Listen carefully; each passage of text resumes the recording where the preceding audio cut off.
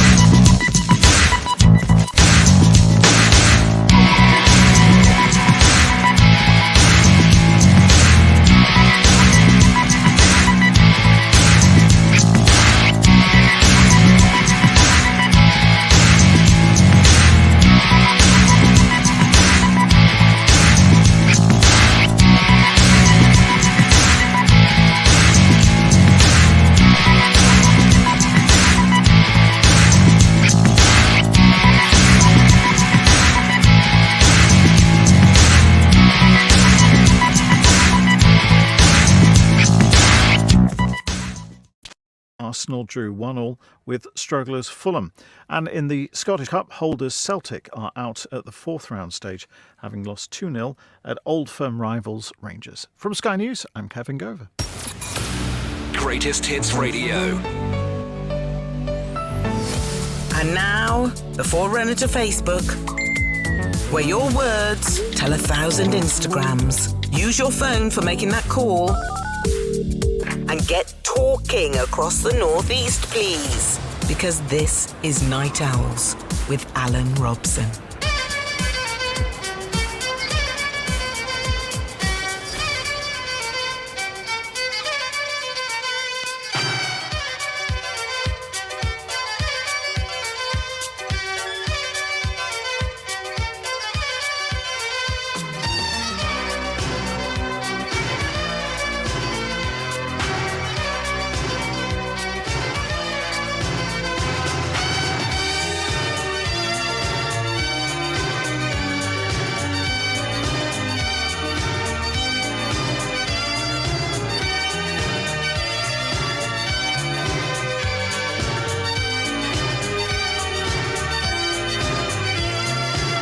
Greetings and hello everybody, Alan Robson with you. It is Greatest Hits Radio Northeast, and we're talking to you about 1,000 things. So pick up your telephone, give us a call, get yourself on the queue.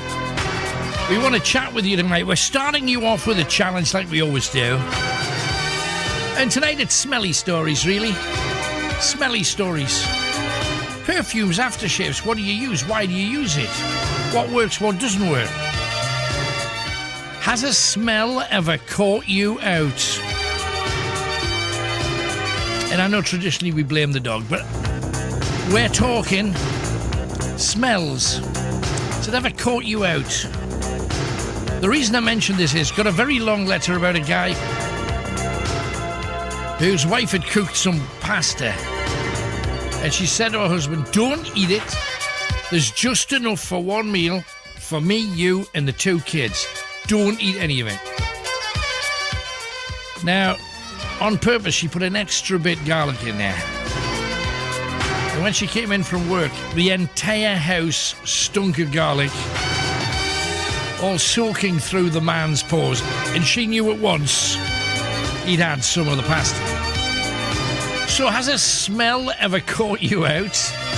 What's the most comforting smell in the world? A smell that you... And I know some people say that if you break wind, your own smell works. Not really sure whether that's true. Even though men just seem to have this inexhaustible habit to try and catch their partner under the quilt when it happens. I want to know what your best smell is as well. What is the best smell? I like freshly baked bread if you're in a bakery that's actually cooking. Like that smell. Freshly cut grass. And I have a strange fancy for the smell of tarmac being laid. Don't know where that comes from. But I do kind of feel like picking up a bit and having a chow. And I don't think I'm pregnant. So best smell. When you were pregnant, what kind of smells did it for you? Were you chewing on the sponge rubber from the inside of your cushion covers? We want your best smell, we want your worst smell, we want your comforting smell. Or maybe you just smell crabby. Yeah, Pino, fishy. Oh, I'm worse than fishy. In that little dishy. I'm crabby. Have a sniff. Can't smell it from here. Disgusting. Just as well. But Jennifer's has been smelling them later on.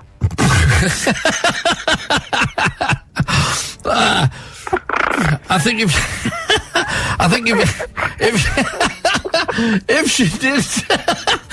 she did probably. Okay, June, thank you very much. Leave it, walk on. There's nothing you can do that's better than that. And we talked about the comforting smells. The best smell, I think, there's 2 smells that make me feel good. One is cooking bread. You know, if you go past a bakery that makes its own bread, that smells fantastic. And for no apparent reason, whenever people are laying tar on the road, I want to eat it. I don't fully understand what that's about. I might be pregnant, but if I'm not, I'm at least peculiar. Just the smell of tar, so I like the smell of tar. Don't know why. I have two comforting smells. Yeah, what's that? I love the smell of mint. Mint's nice. And I like the smell of burnt toast because, you know how my Nana Sue passed away? Yes. Sometimes when I went into her house, it used to smell of burnt toast. Yeah. And I really liked that smell. Yeah, and it reminded you of her as well. Yeah. And there's some things that I didn't think had a smell, but this lady is absolutely certain, well, that it does. And the slobber, oh, God. But isn't a tonguey kiss more passionate and sexy? Go to hell. I'm sure it's not. You shouldn't put your tongue in somebody's mouth. Oh, God. I'll bite the bugger off if you put in mine. Now, I've never been kissed for a long time. I get kissed off the sun. But not with tongues or anything. Oh, God, cry. Why, no. So what's a nice kiss then? Just kissing you, ordinary, on the mouth. Is the mouth open or closed? Oh, no, just keep it closed. Do you think you'll catch something off the tongue or something? You might have been full of slobber. The smell of them would have put me off. So have you never fancied a younger man? Oh, no way. No, I'm finished with men, Alan. Why? No, why? Why? I had enough with the last two buggers I had. There you go. It's. Is there a smell that comes off your partner that you really hate? Maybe something where he works. Maybe the smellies that he puts on. Smellies. We're talking smelly story. Everybody's got a smelly story. Pick up your telephone and give us your smell story. A story about a smell, that's all. And it doesn't have to be from that end, you know what I'm saying? Other things to talk about. We have had a taste of freedom. How's it been for you? Some of the city centres taking it to a depth that they shouldn't. When we go out and about, especially when we go hunting, we always make sure we do a COVID test for the whole team before we do anything. That's the very first thing.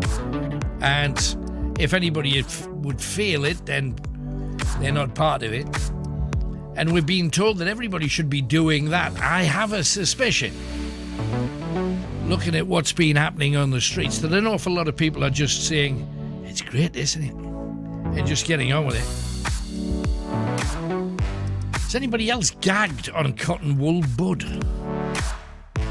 And you also have to remember, if you're using you're not supposed to use the same cotton wool bud. And also, if you've already had it up your nose, you don't want it at the back of your throat in any case. So use a different bud. Use the one from the kit, not just the one you got from Boots's. Also, car boot sales were open. About every third beer garden in Christendom had Hollywood McShane in it over the past 3 or 4 days. What was it like for you? How did it work out? And be honest, was it socially distanced? What do you think? I saw loads of people having a thoroughly nice time. I was very happy for them. And also family feuds.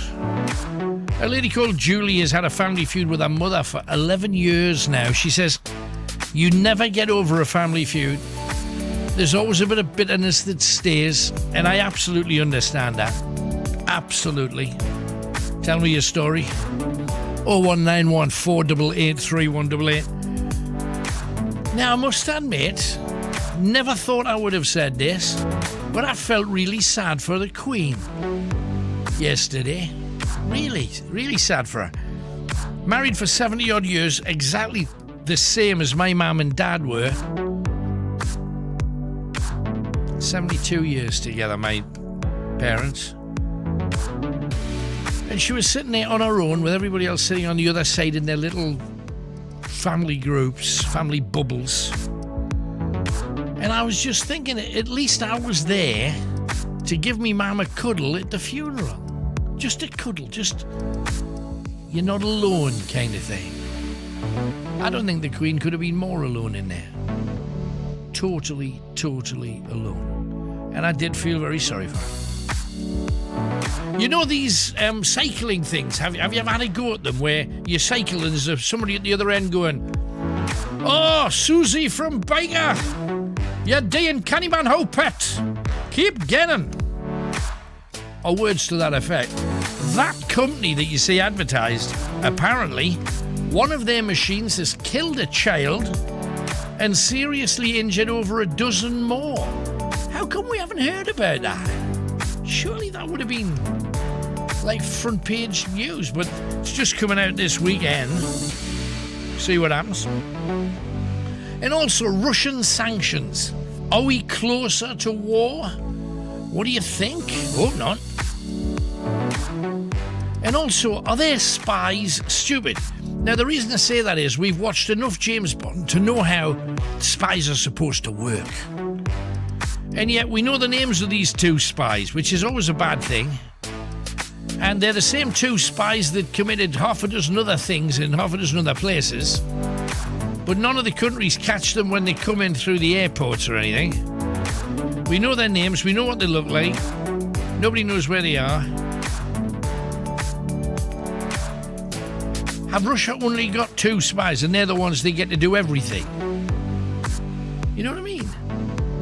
Just sounds unlikely. Surely if the Russians wanted to get rid of somebody, they wouldn't bother with poison. They'd just wait till they're on the streets, get a hold of them, hit their knees with a stick till they can't walk, and then run a car over them. Then dump the car, set it on fire. Now, I don't want anybody to do that, but you'd imagine a superpower would make it look like an accident, wouldn't it? No, we'll use polonium from a certain factory where they're bound to trace it back to. It's just bad spying, isn't it? Anyway, also, I got an email this week from Harvey. Harvey's 8. Listens to the show every weekend, bless him. And he says he wants you to ring in with zit stories. At the present moment, he's got 3 really big ones. And one of them's right on the side of his nose. And his mum won't let him squeeze it, but he's desperate to. And one of them's actually up inside his nose, and he can't even put cream on that. So have you ever had a spot up your nose, and if so, what did you do with it? And secondly, have you got any zit stories? The best way to deal with them or whatever, all of that. Harvey would like that if you rang in with a zit story. We always end up in that kind of area, don't we? And eating challenges.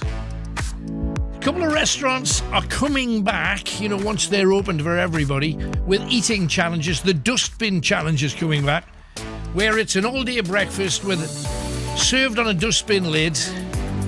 And it's like 8 slices of bread, 3 tins of beans, 10 sausages, tons of bacon, tons of this, tons of that. Has anybody ever done an eating challenge? I did the hottest curry in the world challenge down the big market some years ago in Newcastle. I genuinely believe it shrunk my tongue about 4 inches. Terrifying. And it's always worse when it comes out the other end. And also, nice question. Were you an ugly duckling? And did you turn into a swan? And did people give you a bit of stick when you were that ugly duckling? And you proved them all wrong? I would love some of those stories. Pick up your telephone, give us a call. Greatest Hits Radio, 0191 488 3188. And a lot of famous people. We heard about Cheryl from Bucks Fizz having no money at all and on the verge of losing everything, what little she had. Ray Quinn, do you remember Ray Quinn? He did a lot of musicals in the West End. He's now returned to carpet fitting. It's made me think, hell's bells, if I've got to rely on my other skills, like as an electrical apprentice, I will starve to death. I was so pants. Jobs you weren't good at, give me a ring. Love to hear. We're the big one. We're waiting for a call from you. Pick up your telephone while we play you a greatest hit. And this is one of the greatest.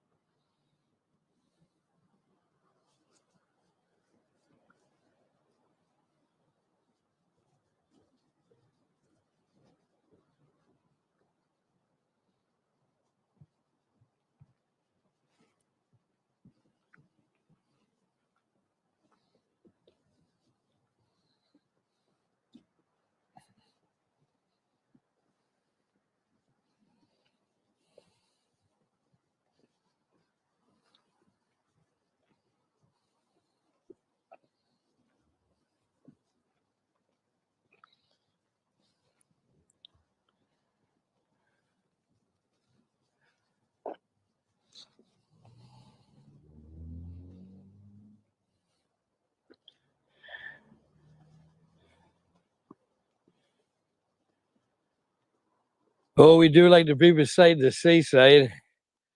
We do like to be beside the sea, especially when we can introduce you to dead people.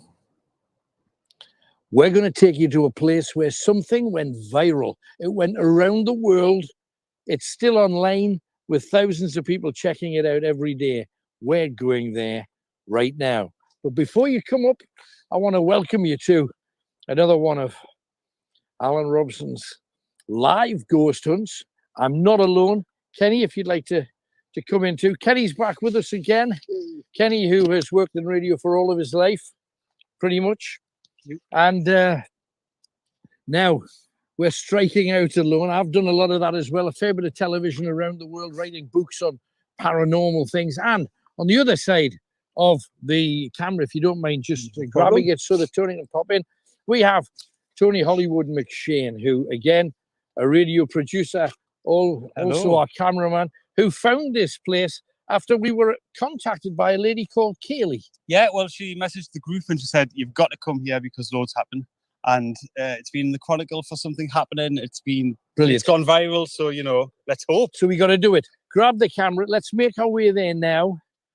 And remember, we're taking you to have your experience. It's your experience that counts. And we ask you, whoever you know, wherever they are on planet Earth, make sure you share it, because tonight we've got an absolutely beautiful protective amulet that we're giving away in our very own fabulous Night Owls drawstring bags. First time we've ever had such a thing. So come with us. Happy days. You may have already recognized where we are. It's a place that in olden days was known as Viteleg. That's what the Vikings called it. The Anglo-Saxons called it Vetele, which sounds quite posh and posy. Let's just show you a bit. This, you might see a bridge over yonder. I think you maybe saw it on the way up. And this trail that leads down here, it actually goes under the road, but we can't do that. We've got to go over the road and back down to it, is a thing that for years was known as the Smuggler's Trail. So come on, let's go there. Too many trails for me, but boats used to go offshore. They didn't want to go into ports because they were smugglers and they didn't want to be seen. So they'd wait till it was late at night. They'd come in when the tide was either out, and they'd row their boats in, and they'd bring on carts, usually pushed by hand, because obviously you cannot take horses and ponies when you're on board ship. And you would bring them up the trail. So not crossing the road or anything, but this is long before there were roads, long before there were bars, public houses. Just be careful. We're good. We're good to cross. Got a little bit of distance to cover. We've got about 10 minutes to get to where we're going, but there's a story here that I didn't know until I started researching this place, and it's well worth repeating. If you were going to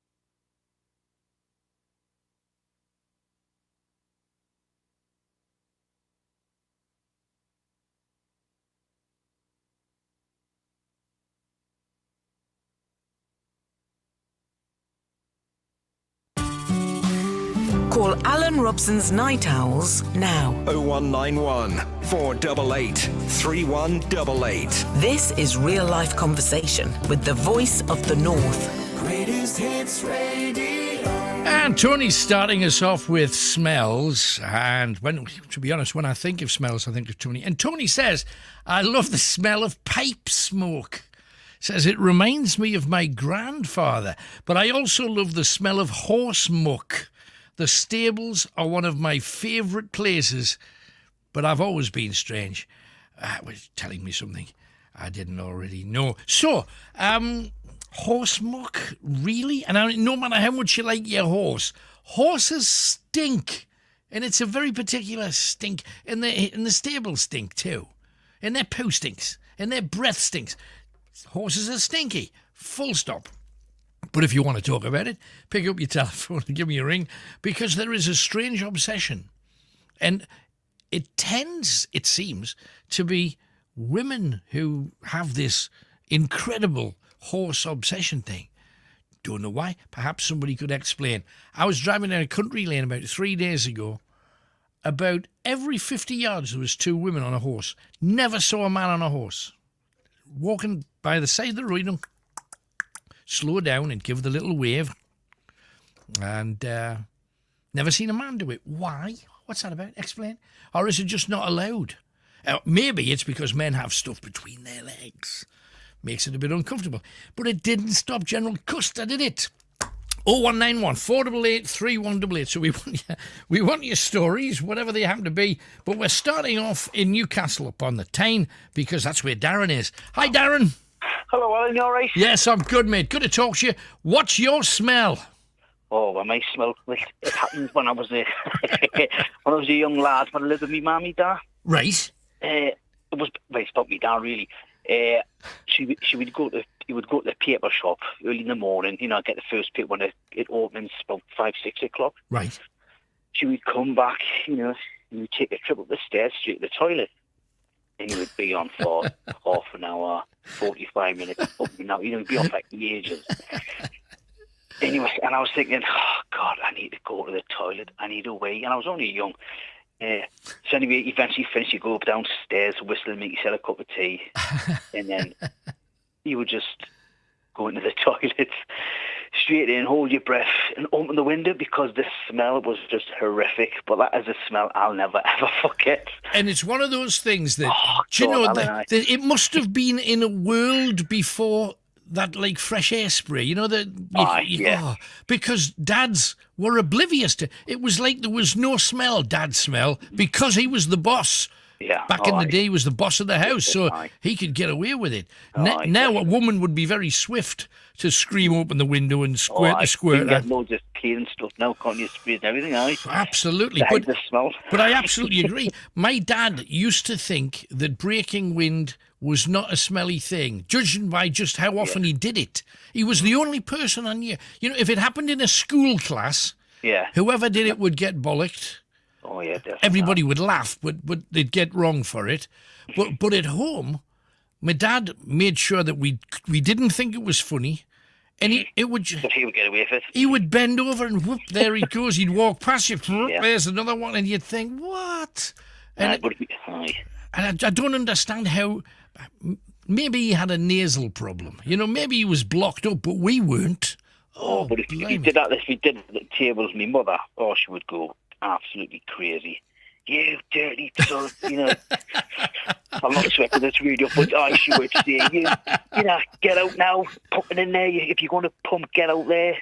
But there's the word, you see, there's the word from the past. I mean, we've seemed to have lost pumped along the way, haven't we? Because everybody uses the F word for it now, and it's I personally don't like the F word, but it's trumped. We had for a little while, but since Donald Trump became president, we stopped. Tooted. Have you just tooted? Yeah, I had a bit of that, absolutely. When I was little, me nana used to say, "Oh, I think Alan's just thweeped." Thweeped? What's a thweep? So I bet there's a few more words out there for it. If anybody's got any fresh ones, share them with us. So what's your favourite smell then? My favourite smell, right? I used to like my ma's cooking. Oh. You know, she used to always cook on Sunday. Always cooking. Same as me nana. Me nana used to always cook. You would go to me nana's. She would make pies, mince and dumplings. You know, proper lovely traditional food like that. Oh, special. And then me nana used to go, "Oh, yeah, we'll cook. We'll make some biscuits." So I've always liked cooking. I used to be a chef. Right. So we used to always cook stuff, and me mad learn us how to make biscuits and make pies and all sorts, man. Lovely. Used to love it. Do you not think that we've, just as a society, we're kind of losing this? Because my mother, about once every month, my mum would have like a full day where she did nothing from morning till night time. She'd be putting a corned beef pie in, a mince pie, mince and potato pie, then make some of them little fairy cakes and put icing and stuff on them. Oh, scones and everything, man. Just lovely. Cheese scones, normal scones. Some lovely warm scones with butter on. Oh, and you put the butter on while they were still hot, and the butter just goes. Oh, yeah. Love it. Business, absolute business. And what smell do you hate then? Where we're on? Come on, Darren. Right. When someone gets to the toilet. Yeah, your dad. Yeah, you've been emotionally scarred all of these years. Even when the bands come to the toilet, I'm like, oh, how weird, man. And I don't know whether you've noticed, but there are certain types of food that make it worse.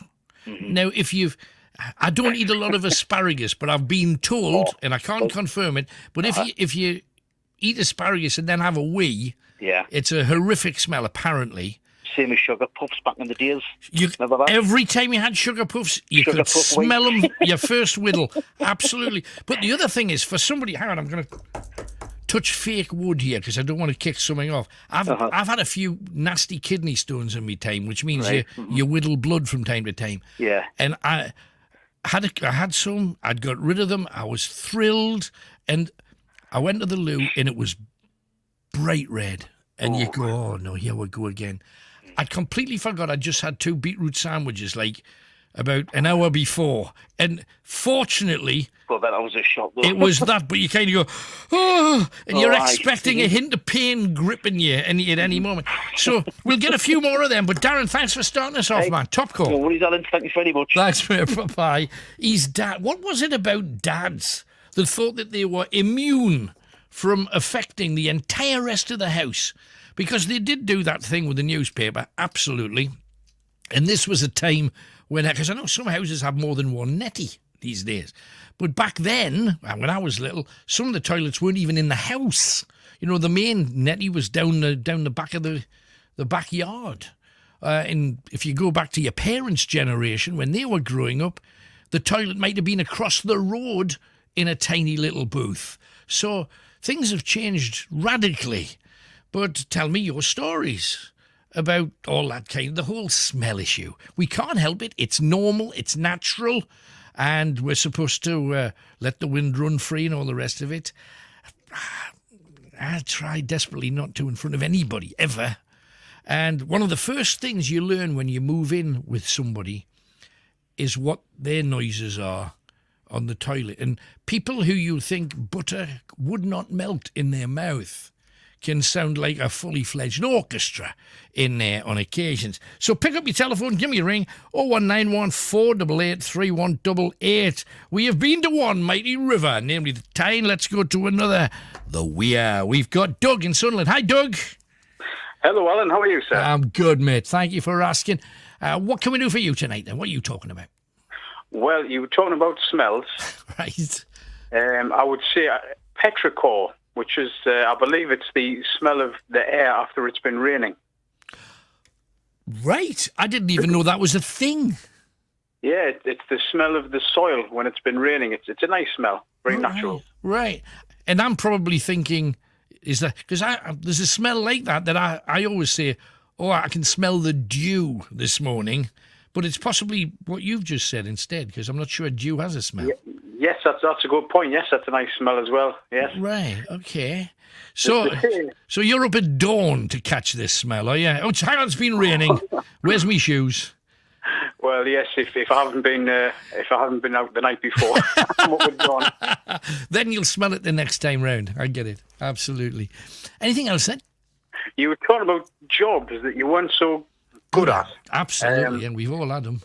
my first job, I was a barman. Right. And I worked as a barman 5 years, and I never learned to make cocktails.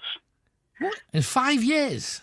5 years I was a barman because I was a barman in a working men's club, and you'll know what working men's clubs are like. It's either beer for the men, brandy or wine for the women, that's it. Absolutely. And that sounds incredibly sexist, but working men's clubs were. I can remember some working men's clubs saying to women, well, you can have a drink in the snug, but you can't go in the bar. That's where the men do their talking and cogitating. The man-only bar, yes, they still exist in some clubs. There you go. Don't know how they get away with it, but working men's clubs, I can't ever remember. I remember when I was very little, one of my mates, I just started work. I was about, I think it was 16 and a half, but I had a bit of a tash so I could get away with the pub. And I went in with my mate who was about 21, and he says, I'm going to take you to a working man's club on the way home. And I thought, I've never been in a working man's club before. Wow, it's really exciting.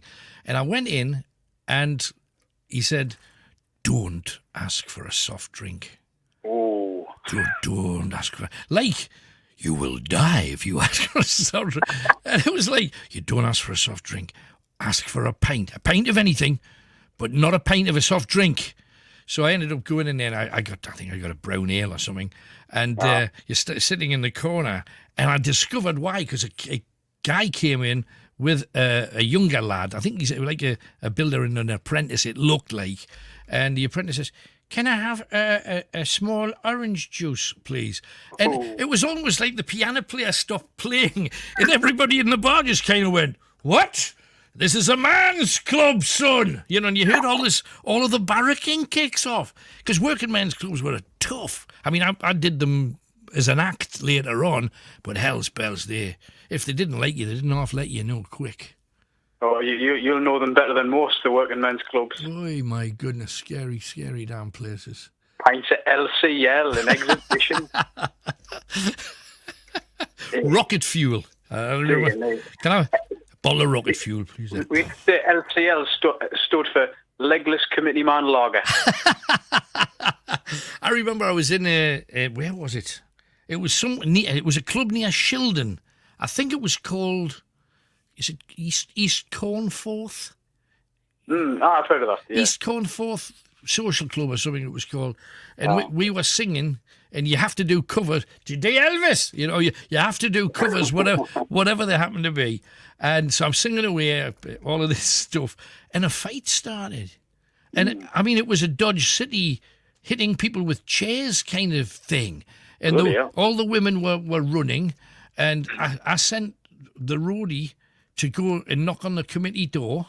They'd locked the door. Get away! I'm not open. They just wanted it to die. Don't phone the police. We'll lose our license. And it was, and eventually we're just saying, pack the van, pack the van. Get off there. It's the most bizarre world. And if you've never been in it, you wouldn't believe, because you know when we saw that Peter Kay series, Phoenix Nights, people thought, nobody goes to places like this, and yet he got it spot on for me. I thought it was brilliant. Some of the acts were horrific.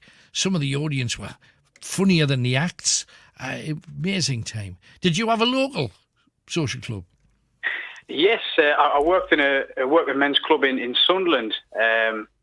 It's closed now, but it really was, as you say, like Peter Kay's Phoenix Nights. It was another world, and sadly, it's a vanishing world. Yeah, and I mean, the women will say, well, we didn't see much of it other than the nights that their menfolk took them to see the turn, whatever the turn happened to be. Because the times that I remember, it was mainly blokes, and it was because they get the beer cheaper, and it was a place to go to escape from having any female companionship. Or that's what it seemed to me as a kid growing up. Absolutely. You're talking about the cheapness of the beer. I mean, the prices were so odd. It was like £1.17, £1.17 for like a Worthingtons and stuff like that. Unbelievable, isn't it? Absolutely unbelievable. And if you went somewhere else, you'd be paying double. Even more than double in some places. Well, I mean, I'm still a member of a working man's club in Sunderland, and before the lockdown, obviously, I used to go. And I mean, you're talking about getting a pint for half the price of a regular pub. Yeah, absolutely. And I still don't fully understand how it's not still a mainstream must-go-to place for a lot of blokes. Or, I mean, let's face it, if you were going to try and find a member of the opposite sex, you would not go you just would not go to a working man's club unless it was a Sunday lunchtime when everybody was there reading their Sunday newspapers or pretending to while the strippers were on. Because that was like a Sunday middle of the day. I'm actually reading the newspaper. So, oh, hang on. Oh. You know, it was that kind of thing. I used to play the music for the strippers going on, and that was bizarre as well because the women were lovely, and most of them were not professional strippers. They were saying, "I've got a 15-minute gig here, then I've got to get back and put more lads' tea on. You know, your Sunday dinner on." And they were lovely, lovely people, but they're immersed in this weird, odd. And nobody clapped, and it was the least sexy thing you've ever seen in your life. It was social clubs, anybody that's been a part of them. And ladies, do you wish you could have been part of that or not? Want to find out? Got some more words for passing gas as well. This one's just come in from Paul, who says, another word for trumping, boffed. Have you just boffed? That kind of works. I can kind of see that. And somebody else that likes the smell of tarmac. You see? It's out there. You got any smells you particularly love? I like petrol. Petrol's a nice smell. Petrol's not a bad smell. No, that's a good shout. I think that there's a hint of that in tarmac, you see. There's something kind of similar there. But I know what you mean. I wouldn't drink it, but, you know, yeah. Apparently, some people sniff, people in developing countries sniff petrol to get high, apparently. Because you can get high from it. Right. Ooh, okay. Don't try this at home. No, not if you're smoking a cigarette especially, I would think. Yeah. Right. Anything else then, Doug? Well, I'd just like to say I went for my first pint in 6 months yesterday. Oh, how was it? It was great. Just a great atmosphere. Everyone was just enjoying themselves. All the girls dolled up, all the lads with fresh haircuts. Just a great atmosphere. Shocking. So, where'd you go? Sing the praises of the place. Well, if I'm allowed to mention the name, I went to the Stack in Seaburn, Sunderland. Lovely. So on the front, everybody outside? Yeah, technically it's outdoors, even though it's fairly sealed in. Right. Loads of food, places to get food, just great atmosphere. Excellent. Hey, well, let's hope it's just the beginning, just the doorstep of wonderful times ahead. Thanks, Doug. Thanks for coming on, man. All the best. You're very welcome. Take care, Alan. Thanks, man. Bye-bye. Nice fella. Doug there in Sunderland. His football team's falling a bit behind. He's going to need to book up their ideas if they've got any chance of getting up this season. 0191 488 3188. Don't want them staying in that league any longer. We have some more things coming in. Family feuds, and I'm not going to mention the guy's name, although he's been kind enough to give me it. He says, Alan, there's only my sister and myself left in our family, and we don't speak, and I don't know why, although I think it's over money. Once all of our other family members passed away, my sister turned to me to borrow money. Now, whilst I did initially lend her some money, it got to the stage where I couldn't do it anymore. I've got a family of my own. We now haven't spoken for 6 years. I've often wanted to call in, but not sure what the reaction would be. I get that, Anonymous. I absolutely get it. And it's tough. And money's divided my family too. I'm not going to get into it, but it's unpleasant. I would never fight over people dying and whether they left anything or whether they didn't. Because ultimately it's money and it's petty. And it's just something dirty about it. It's not a question of even needing it. Even if I really, and let's face it, the world has changed. The position that the world is in, including myself, is very different to what it once was. And yet, even if I was that desperate, I wouldn't fight for that kind of stuff. If somebody does a dirty trick or whatever, you got to let them get on with it, and karma will sort them out somewhere down the road. That's my belief anyway. So, Anonymous, good luck with that. I do hope that that it works itself out for you. I just think family feuds, they tend not to. Also, this one from Easter. Do you remember in the 80s the smell of hippie juice? I loved it. Now, speaking as somebody who was a hippie, I have no idea what hippie juice was. So if somebody could tell me, what was hippie juice? I remember all the smells of the incense, like patchouli, which was massive for about 10 years, but I don't remember hippie juice unless it was that. And the old favourite that an old bloke walked past me the other day, and my first thought was Old Spice. But the more I remember the smell, I think it might have been Brute. Yeah, Old Spice. My Uncle Bill used to have Old Spice every year. That was my Christmas present to him, and I'd get a £5 in an envelope. I got a £5 in an envelope when I was about 14, when I bought his first bottle of Old Spice. And the year that he died, after I bought him a bottle of Old Spice, I was still getting a £5. There's something lovely and kind of reassuring about that. We got Edwin. He is in Gateshead. Hi, Edwin. Hi, Alan. Hello, mate. Something I've seen on the news there the other day about the ambulance drivers getting attacked again. Oh, so it's went from respecting them to going back out of the knackers again. What? You know, attacking them and stuff like that. Do you have any idea why you would want to attack people that's trying to rescue somebody and save a life? They're overhate, aren't they? I just don't get it. There should be a name and shame list for them, Alan. Absolutely. Their picture should be on the front of newspapers. They should be the top story on the news. Same way the police have got something to put up with them. You see them flying all over the cars. I feel sorry for them, mate. Yeah. I see that the water every time I'm in the corner. I see them flying out. Hey, the ambulance drivers or police drivers. Well, have you know what they've got to put up with? No, absolutely. But have you ever seen these police shows where there's, the police interceptors or whatever? There's a load of different TV shows that are essentially policemen with a camera on.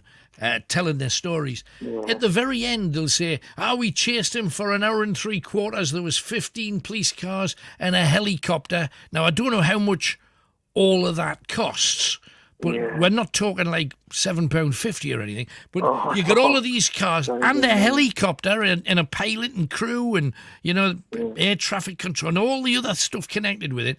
And they'll stop this turkey because they inevitably crash or they try and run away. Then the heat cam catches them. And then it'll say at the end, he got a £250 fine. And you think... you should stick them in the army or something like that. Or, what's going to stop... Is 250 quid's not going to stop them doing that kind of stuff? Boot camps or something like that, Alan, do you reckon? Well, I don't know. They've tried things like the short, sharp shock, the Tories once called it about 30 years ago. I don't know whether it works or not, but they should be heavily penalised. If they are working, they should show the tape to the kid's boss. If they are working, they should have some money taken from their pay every week until they pay back the amount of money it's cost the rest of us, because it's us paying for the chase. I got my car written off by a drunk driver. That happened to him. Wrote me car. If he got took to the station, he wouldn't answer any questions. But honestly, I think it's a disgrace, an absolute disgrace. I had to pay for excess. I was in bed when it happened. I had to pay the excess. So what happened? He just smashed into it while it was parked outside the house? I was parked outside the house. I was ended up on the path. But he must have got caught. He wasn't insured. At first, the police weren't sure whether he was insured. But he come back, he wasn't insured, but he got caught by the ENPO, on the recognition cameras. Right. But one of his headlights was out now, so he was supposed to be going back home. There was two in the van, but they're blaming each other. They're both turkeys, but they're blaming each other, you know what I mean? But the thing is, the person that ends up being the patsy for it's you, having to shell out. And again, I don't understand. There was another one of those shows where it said the guy has been banned from driving 4 times. Well, so they caught him. He's not allowed to drive, but he drives. So they ban him again. Well, apparently that happened to one more last mate's sister. She got knocked out. The lad had a knocked her out. He had been banned already. And he was on the road. He had been banned already. I wasn't pins on her legs and everything. But surely, if you committed another crime, or especially an accident where you hurt somebody, that should be automatic prison. It shouldn't be. Well, we'll ban him again then, because it didn't stop him driving the first time you banned him. Something needs done. I think they need the police need protection by law, and so do ambulance drivers, and anything like that where they're there to help you. I think it's ridiculous what goes on now. It's ridiculous. I think you're absolutely right. Hey, but thank you for coming on, Edwin. Great to hear from you. It's a supporting gun now, Reed. Is there what going? It's supporter thing of this house I gun. But it's starting to grow, and we're very happy for it. So thank you very much. Cheers, mate. You take care. All the best. Bye-bye. That was nice of him to ask. Now, let's talk to a superstar, because it's night out. The stars come out at night. And this time it's Steve Harley having a chat with me. And then we're going to hear an exclusive session with the man. And yeah, it's that song. Immediately after we find out about his life back in the day. Just want to talk about a few of your heroes. When you were little and growing up, what music turned you into the career that you ended up having? Well, my mother was a jazz singer, war years. Yeah. So she sang around the house all the time. It was a very poor working class family, 5 kids. My dad was a milkman, you know. Right, brilliant. So there was no real money about, but they had a radiogram. Right, big old bush piece of kit, big old furniture, absolutely. And that had a deck a deck, and a big compartment next to it for the records. 78s and some albums, And I liked big band music. My mum was just singing all day long to the jazz music, you know, because she sang it when she was a young woman and semi-professionally. And when I was 11 or 12, I spent a lot of time in hospital as a kid, and over a period between the age of 3 and 16, I spent 3 or 4 years altogether. And when I was 12 in '63, I think by then Dylan was coming out with The Magic, you know, the times they are a-changing and blowing in the wind. And I was getting things like that brought down to me in hospital. I knew something was happening. Not just the Beatles, you see. I loved the Beatles. I bought Love Me Do. Yeah, I was 62. Yeah. So I was only 11. Bought Love Me Do, Please Please Me. I had all them. From Me to You, I Want to Hold Your Hand was my great favourite in 63 to 64. I think I've got the right year with that one. Which one actually got you to decide that this is something that you wanted to do? Dylan showed me that I was a very avid reader. I was a studious boy, and I was reading serious poetry and literature that was extracurricular. You know, I was reading T.S. Eliot and D.H. Lawrence poetry, and Steinbeck's novels and Hemingway's novels. I was reading them when I was 12 to 16. You know, when I was away from school. Right. So I loved literature, and then I loved music, and Dylan came along and said, you can do both. Right. And he really broke the mould, you know. They broke the mould when they made him, of course. It's just a one-off, a genius touched by the and Almighty. He's still great. It's wonderful. The new album's fabulous. I totally love it. And he's very, very special. Now, talk about special. Having somebody just sit next to you, pick up a guitar.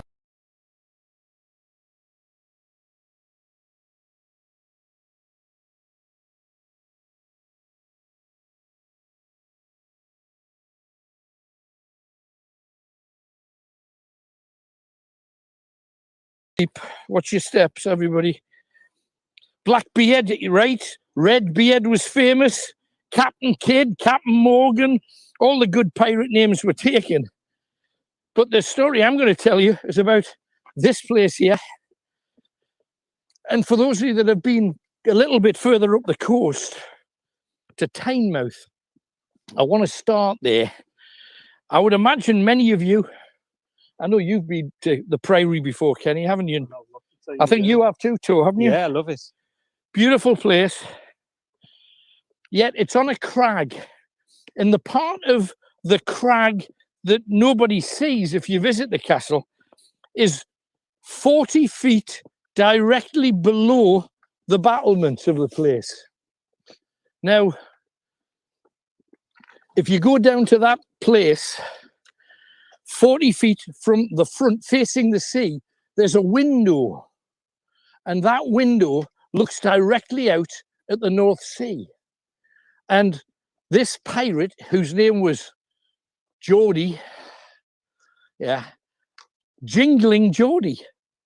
What? When I heard the name, I thought, no, but it's true. The guy was called Jingling Geordie. He was a pirate who never went to sea. Yet he sank, we're told, Some say 3 ships, 9 ships. Others say as many as 30 ships. So we don't know. But he would wait in this little cavern directly beneath all of the people that should have been wanting to kill him. And he'd watch out for a ship coming in. And this is the old trail. That used to be open through to the other side, as you can imagine. There's water down here, so no falling in. And they would bring on hand carts right the way up the trail into town, because Whitley Bay main town was just up here. It's not over there where you would expect it to be. And they'd come up this trail with hand carts looking for any bars, inns or taverns, and they would sell obviously cheap booze to keep the bars running, so they didn't have to pay the extortionate rates that were charged elsewhere. Mind you, you might see something down here.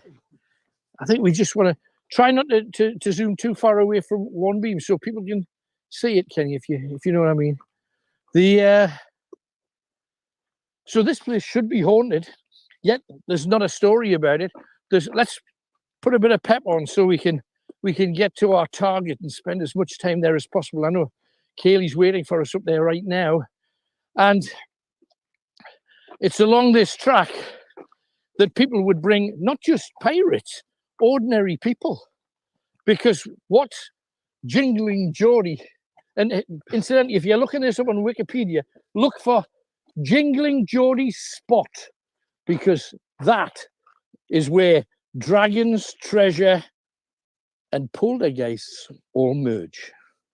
However, Jingling Geordie would get the ship crashed. He'd light a fire on the beach, drawing the ships in. The ship would crash on the rocks. All the people from the vicinity would run out and see what they could get off the beach. You know, we've had cases fairly recently. Remember that case when a boat, a container ship crashed and people were picking up BMW motorbikes and all kinds of stuff from the beach? It's exactly the same then. The people had nothing. They're on the bones of their backside. So they love Jingling Geordie. Geordie sunk another one. Let's go down to the coast and see what we can get. And sometimes it would be food. Sometimes it would be, just bowls and dishes and pots, or silk, or very occasionally gold, whatever they could get their hands on. And Jingling Geordie, why was he called Jingling? Because he had his hands full of gold. That wasn't the reason. He was a flamboyant character. He had rings on all of his fingers. No relation. Jingling Allen. No relation. But he had rings on all of his fingers. He had chains hanging. You know that fashion? It was it 80s? Used to have chains hanging like bondage trousers.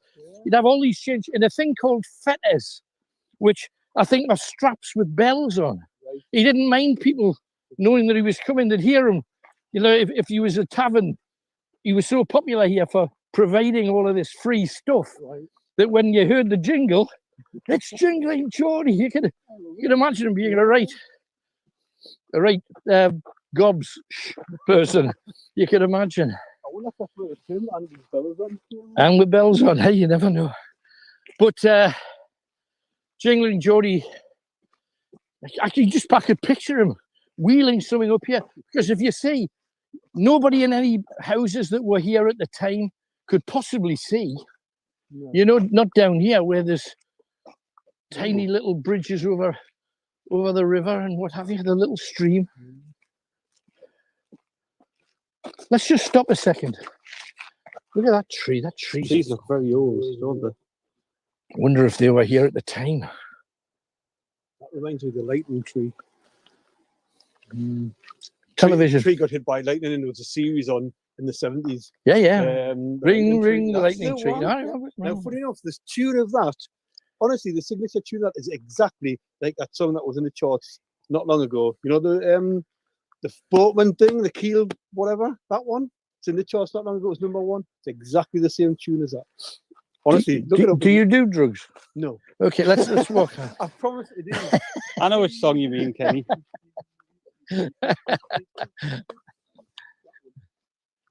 Oh, there's got to be stuff around here. There's got to be stuff around here. What a place this is. feels really calm. Very calm, quiet. And it's warm. And down by the beach, it's freezing. Yeah, it's good. Lovely moon. So anyway, Jingling Jody, what do you think happened to him? I would imagine he got robbed in the end by someone else, did he not?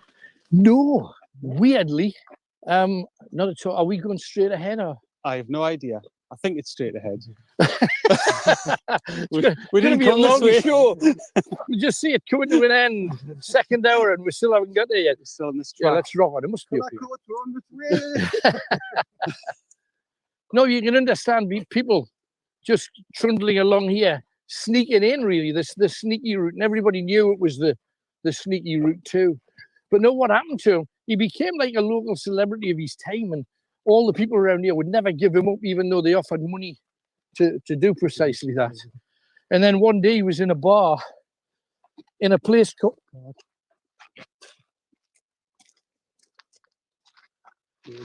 Was it a bird?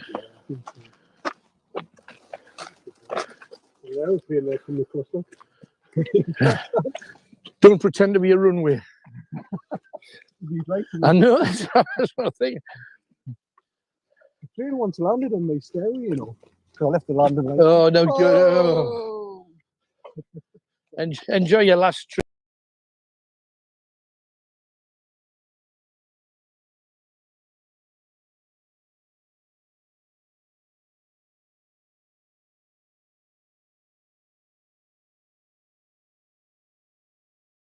Of carrying out the 2018 Salisbury poisonings are being hunted following an explosion in the Czech Republic. It follows a blast at an arms depot in 2014. Another 10 people have died in the UK within 28 days of testing positive for coronavirus. There have been also 1,882 new infections.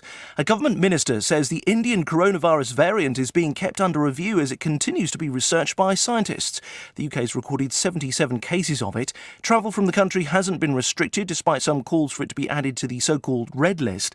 Environment Secretary George Eustice has defended the government. I'm told that there's no evidence at the moment that this particular variant is able to get around the vaccine, for instance, or indeed that it's necessarily more contagious than the others. But we are looking at it. It will be studied. The TV coverage of the Duke of Edinburgh's funeral was watched by more than 13 million people in the UK. The one-hour service was broadcast across several channels yesterday. In sport, Leicester reached the FA Cup final after beating Southampton 1-0 in front of 4,000 at Wembley in a trial of large events. In the Premier League, Manchester United won 3-1 against Burnley, while Fulham drew with Arsenal. Rangers are into the quarter-finals of the Scottish Cup. They beat holders Celtic 2-0. And Britain's Lewis Hamilton came second at the Formula One Grand Prix in Italy, behind Red Bull's Max Verstappen. From Sky News, I'm Tim Jones. Thank you, Tim. Alan Robson with you. It is Greatest Hits Radio Northeast, and we have a competition to win our mugs. Our mugs are running out big style, so your last chances to get them will be over the next couple of months, so get ready for that. Night Owls, the mug, it's official. I'm going to give you 4 clues, and we've been doing hit links in recent months. Some of you find it very difficult. Good. This one you should be able to work out. The answer is the name of a pop act, okay? A greatest hit act. You've got to tell me the name of the act. I'm going to give you 4 clues. You tell me the name of the artist or artists, okay? That's the thing. First clue is this. Out of the Noddy stories, who was Plod? Okay? Out of the Noddy stories, who was Plod? Okay? Write that one down. Yeah, always start with the intellectual ones. Out of the Noddy stories, Enid Blyton, who was Plod? What was Plod's job, anyway? That's what we're after. First clue down, 3 more clues to come. See if you can work out from 4 words the name of an act, okay? Good luck with that. Let's get talking. We have Linda from Barrisford. Hello, Linda. Oh, good evening, Alan. Hello. Good evening to you. Hello to you. How you doing? How's things? All right, thanks. Oh, well, that's good. How's your mum coping? Because the last time you came on, as listeners will remember, you just lost your dad. So, well, how's everybody coping? The funeral was on Tuesday. How did it go? It it went as well as it could do, you know. And it was a good service. Did you pick the music for him? I picked A Walk in the Light when he was going out to the church. All right, yes, that's lovely. And what was it? My mum picked for the crematorium. She picked what was this song called again? Oh, I've forgotten now. I don't know. What was it? It was an old song anyway. But it was nice. And it was nice, yeah. Good. And what was it? Couple of ups and downs between brothers and sisters, but that's how it goes, isn't it? I've never understood the dynamic of the ones that do, get picked on. Yeah. It's just a time when everybody should just be there for you and your mum and each other. You know, it shouldn't be a time of any kind of fracas. It just seems, because it's one of the few, it's like a wedding, and even weddings, the amount of fights that you have at a wedding, you know, it's the family get together for the first time and they're all there and they've all got their own little axes to grind. I really hate all of that. I would absolutely walk away from, like I have many of my weddings, frankly. But with respect to funerals, it should just be a lovely time. And it brings out the absolute worst of some people. And it's very, very sad. But it's done. But the thing is, was it 2 days afterwards, my nephew's father-in-law died? Oh, give over, really? And he was only 65, Alan. Crazy. Crazy. But anyway, I want to get on to a lighter point. You do. I'm happy-go-lucky Linda, usually, aren't I? Yeah, you are always a ray of sunshine, Linda. Oh, bless your dog. There you go. What was it? Well, when my children were little and they were in their pampers. Right. What was it? I went past the bedroom and I thought, oh, it's all quiet. I'll go downstairs and I'll make the breakfast. And I can do it with peace, sort of thing, you know. I walked back up the stairs. I thought, what the hell? But obviously there was a smell coming from the bedroom. Right. They opened up the door. Oh, Alan, there was sweet violets everywhere. They took their pampers off and they smeared it all over. Oh, no. They smeared it all over the windows, all over the curtains. I don't know how they managed it. 3 of them done it. And I just went, That is just horrible. Oh, it was disgusting, Alan. It is horrible. It took me 2 days to clean it all up. Oh, and can you imagine the smell in the meantime? That just... Oh, it was disgusting. I could never get my pampers off when I was little. Me mother always used to say I'd spend the whole time tugging at the nappies. I'm not even sure they had pampers back then, but my mother had these big, huge industrial nappies that she'd sit me in, and we probably only went through about 2 a month nappies. Just about 2 a month, because my mother said that as long as she could still pick me up, she wasn't going to change it. So it was only when I got too heavy she'd change the nappy. But it was cheaper that way. That's what she said anyway. And maybe that's the reason why I was always trying to tug them and trying to get them up, because it was a bit squashy when you were, when you were moving across the floor on your bum, and you could hear it kind of going. Can you remember that? No, I remember that, Alan. Oh, it was horrible. Horrible. But you know what? I can't understand how kids are left in nappies too long. No, absolutely, I get that. It's horrible. Mind you, you've just opened a memory for me. There was a guy. His name was John. I'm not going to give his surname, and he lived along Armstrong. Was it Armstrong Road? No, it was past Adelaide Terrace. The road goes along to Delaval Road, for those people that know it. And he lived along there in some of the posher houses in the West End. And he used to get the mickey taken out of him because of his poshness. Because he spoke English at a time when a lot of people at the West End didn't. Mm-hmm. He was, I began doing, man, we talk. We talked proper northeastern, proper Geordie, and he didn't. And he was, well, I'm going to school now, mother. And he was only like 10. Yeah. 9 or 10, but he still had this lovely voice. I can be envious of him now, but at the time he got hell for it. Oh, and I remember that some of the kids picked on him at school, and he was wearing grey shorts. Mm-hmm. You know those posh shorts that mams iron, so there's a crease in the front. Yeah. And I remember he was wearing wellies because it was a rainy day, and he had his grey shorts on, and he pooed himself. Oh, no. And there was a group of kids around him, and I just happened to be walking past, and I saw this thing fall down his leg. Yes. Straight into his welly. I thought, and I know it's awful, but I did at that time, I thought that was the funniest thing that I had ever seen. That was just, it was gold dust. And I mean, I did feel sorry for him afterwards. Yeah. But at the time, you cannot see someone like that without just... First of all, you go, and then you go, ooh. not a drop on the floor. Just from part A to part B. And then he's walking home. And, you know, with a stamp. Oh, dear. I didn't envy him. Nasty. Poor soul. Oh. Poor soul. He got his revenge. He was cleverer than everybody else. He's probably owning ICI as we speak. Yeah. Because he was a good lad. He was very bright.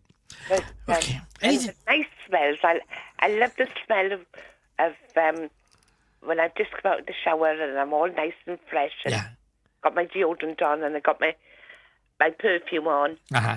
And I like that smell. And I like the smell of cooked dinners. Cooked dinners are lovely. You talk about your unique smell. What is it that you use? Is it something like Moonlight in Baker, or what is it that you? What is your smell then? Well, I've got a couple of perfumes, but I like Anne the best. Anne, okay. Yeah. Very posh. Mm. Very posh. Okay. What was it?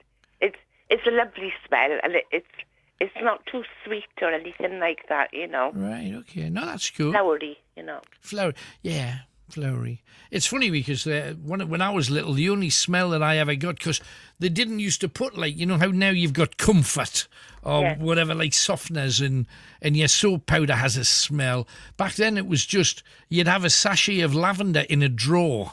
Mm-hmm. And then when you'd put all your clothes in, when you got them out again, there was just a hint of your nana's old lavender bag in there when you'd put them back on again. I just think smells are those kind of things that follow us through the years. You know, the certain smells just ting a little response, and you go, oh, I remember that when, you know, that kind of thing.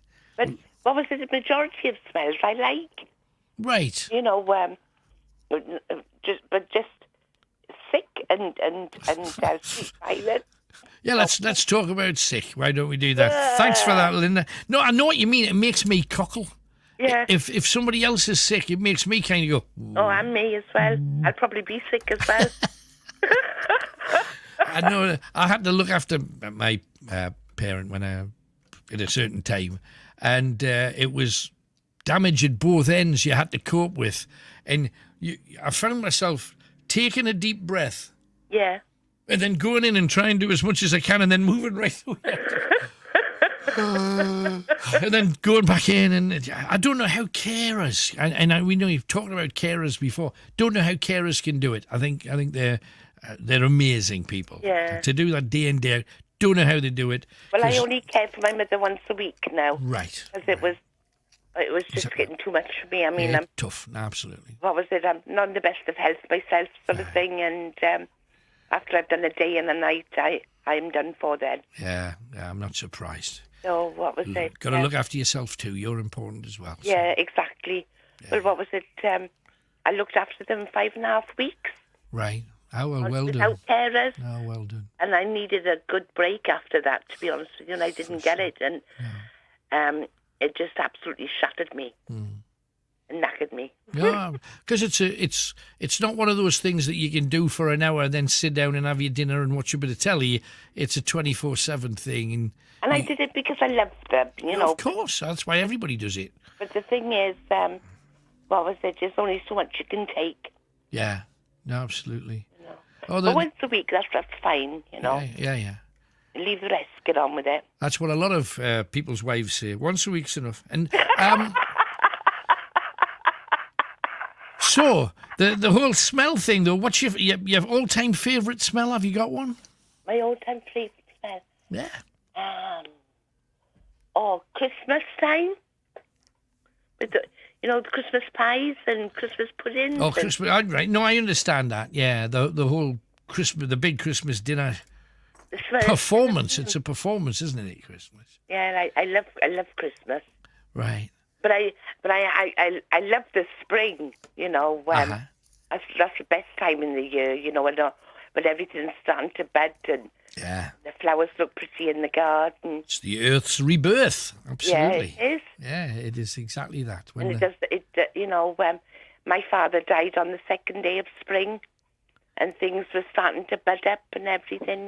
Well, he's starting a new life as well. He'll be off somewhere beginning a new chapter. Well, he'll be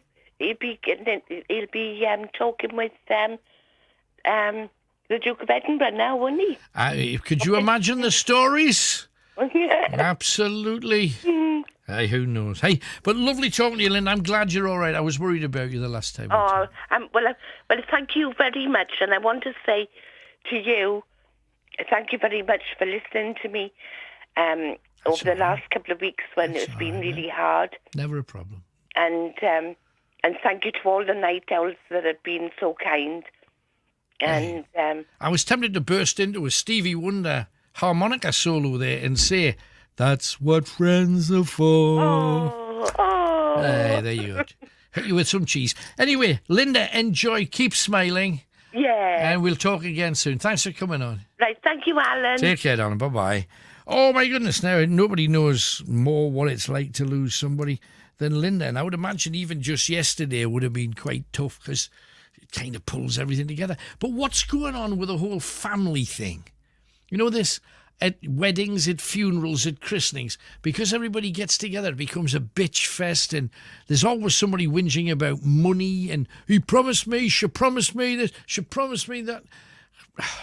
Does it have to be about, somebody's just died that you loved, supposedly? Does it have to be about, well, he said I could have her, she said I could have her? Oh, drives me berserk, all of that. Anyway, let's have a quick look at some of these texts and emails we got. Chris the Truck says, I asked the question, has a smell ever caught you out? And he says, I had a smell that caught me out a couple of weeks ago. I moved into my new flat at Christmas time. How exciting is that? I noticed my brown bin, brackets garden waste, had grass cuttings in it still, which didn't smell too bad. But the other week it got emptied, and when I lifted the lid to check if it was empty, I nearly saw my breakfast again. The smell was horrific because it mulches. It's turning into like fertilizer, isn't it? It's turning into, it's alive. Anyway, he says, I wasn't an ugly duckling. I've gone the other way. I started off looking angelic. Now I look like a troll. Well, I hope you're about 3 foot tall, stark naked, with your hair all up on end. That would be quite funny. 0191 488 3188. We have Sue, who is in Washington, who I think has actually solved, along with one or two others, the whole hippie juice thing. Hi, Sue. Hello, Alan. Hello. Tell us the answer to hippie juice then, do. Oh, I can't. I got it up on my phone. You've got it in front That's of all right. me. Well, allow me to do it for you. She sent the Urban Dictionary, which I usually don't have much time for, but I think it's right. Hippie juice, patchouli oil. I said it was patchouli. Usually combined with the undertones of body odour from a lack of washing and a lack of shaving of body hair. It also may cover the smell of marijuana. And then they've put a couple of phrases in that apparently we hippies used to say. Wow, man, after hotboxing the van, I got to put on my hippie juice. We never said that. No hippie ever said that in the history of the world. And they went, dude, Mom, I got to shower once a month. I got my hippie. No hippie said that. We were clean-ish. We were cleaner than that, anyway. But patchouli, it definitely was. It was one of those telltale smells. And you could say, oh, I know what music they like. They use patchouli. And it was always the rocky, noisy, hippie end of things. Yeah. So thank you for that. Thank you for solving it. What else you got for us then, Sue? Right, there's a there's a few things, but first of all, I'll start with this. To update you about my sister. Right. Because I've spoken to Chris about her. Anyway, she's not doing too well at the moment. Right. Sure. You think she's on the up, and she's like, cancer's staying how it is. But her last MRI scan, the cancers have got bigger on her rib, spine, and pelvic bones.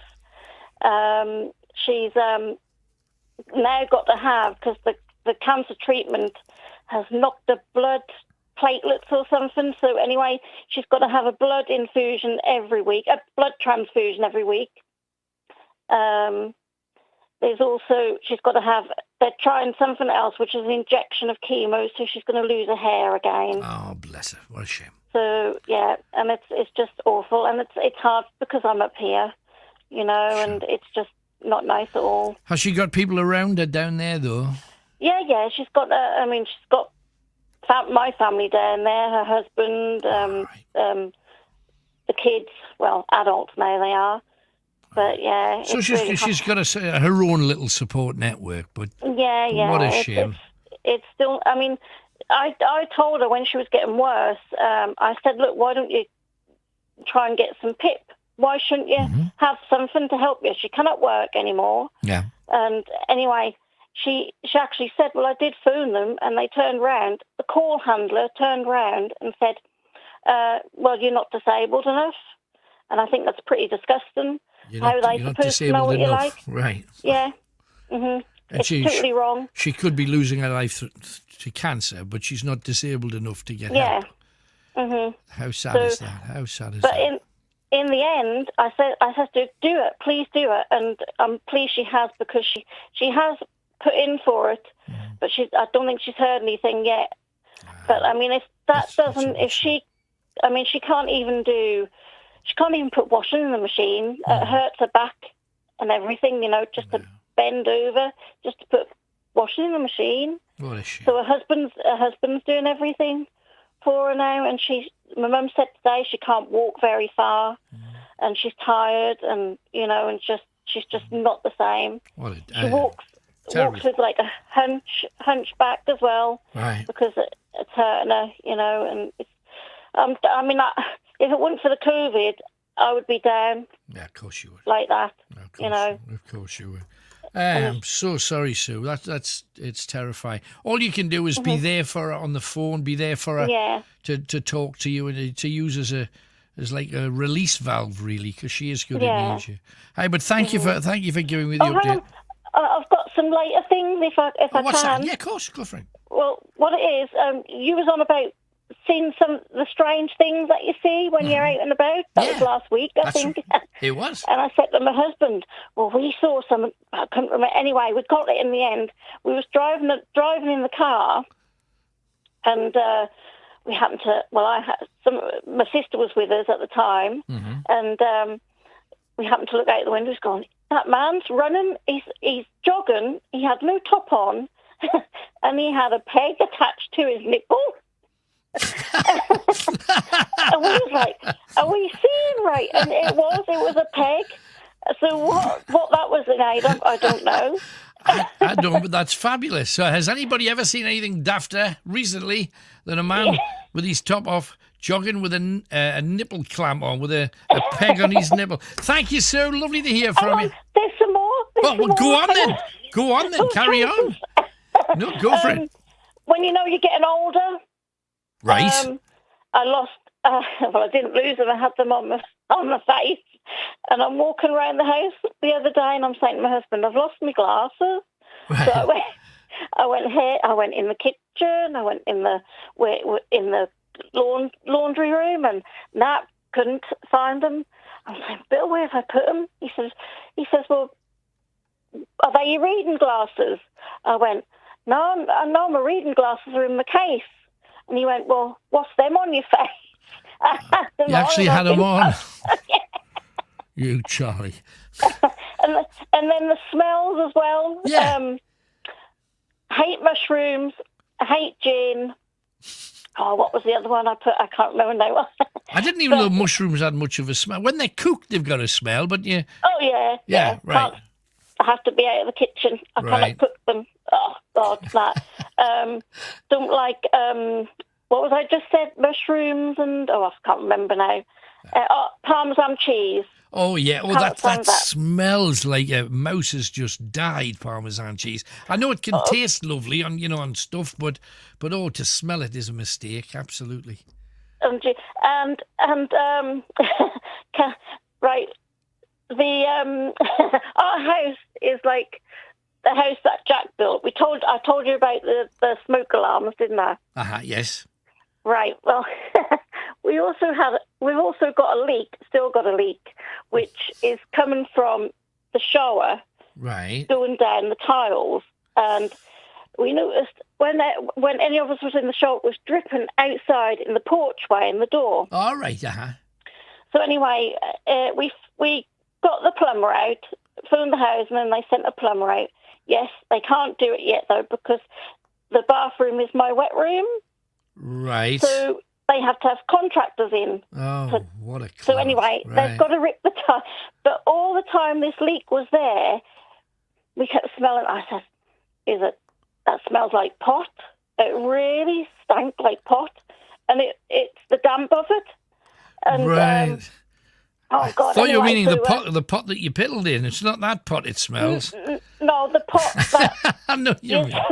Yeah, weed, really, really strong. But where it was dripping outside, it was dripping near the electric meters and the gas meter. And anyway, and then we sat one night and all of a sudden my daughter says, the lights have all gone off upstairs. And it was it was your leak. Kicking it all off. Oh, what a carry on. It was my husband was doing everything trying to get at where it was coming from, and I kept flicking off again. Oh no! So he's like, oh no. Anyway, I phoned the housing, and they sent the plumber and the electrician out. I said, well, the plumber, it's no good you coming because you can't do anything anyway. No. The electrician walked in. Oh, hang on a second. You've got to stay where you are. We've got to take a break literally this second. We'll be back. Yon End will catch up with Sue Part 2.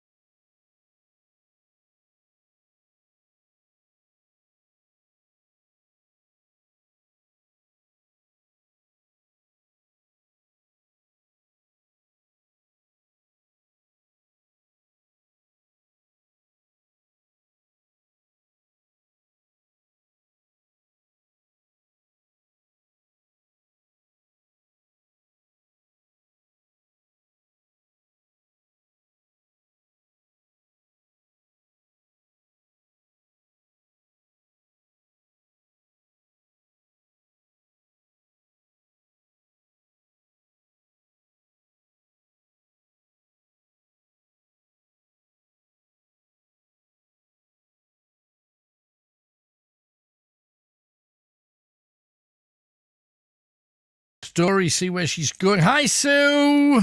Hello, Al. Right, so you called in the plumber, you called in the council, you called in Bob the builder, and what happened? The electrician came in, and I says, you don't think us connected with the smoke alarms, do you? And he went, those bloody smoke alarms. Right. So, anyway, he thought it was, and he like took the cover off the one in the kitchen and took the cover off one in the dining room. He said, right, he said, that looks as if it's it. So he says, what I'll do, he says, we'll get someone to call out tomorrow. Right. But anyway, so they came out the next day, and it wasn't the smoke alarms at all. It was the light, which doesn't work, outside the porchway where the water was dripping, and that had shorted all the electric. Yeah. So they sorted it for you, though, did they? Yeah, they've took the light off. Right. But so we're now just got to wait for the contractors to come in and sort the leak out. Right. That's horrible. I think stinky honestly, damp Alan, smells are not attractive either, are they? Though that's the thing. No. I mean, I never thought damp could smell like pot, mind. No. But, if the police had knocked on the door, we'd have been raided. Put it that way. Hey, good stuff, Sue. Thank you very much for coming back. Thank you very much, Alan, for Take care. listening. Bye-bye. This thinks she's going to get raided. And it's hard to explain. No, we're not smoking pot. I've just had a leak. Really? Okay. 0191 488 3188. Keep your calls coming in. Now, Mark has been on. He's been watching a TV series called The Babel, 10 50-minute episodes. And he says, it's got me wanting to read The Babel, but which version do I go for? I'm a Catholic, so it'll have to be a Catholic Bible. Somebody suggested the NRSV Catholic Holy Bible. Any advice from you or the Night House? I'm the last person to talk about the Bible, the very last one. Talk to everybody else. Don't talk to me about it. Is there a particular Catholic Bible that, if you are Catholic, that you would recommend? Because he's a Catholic. That's all. That's fair. And believe what you choose to believe. No problems at all.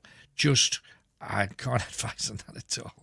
0191 488 3188. There you go.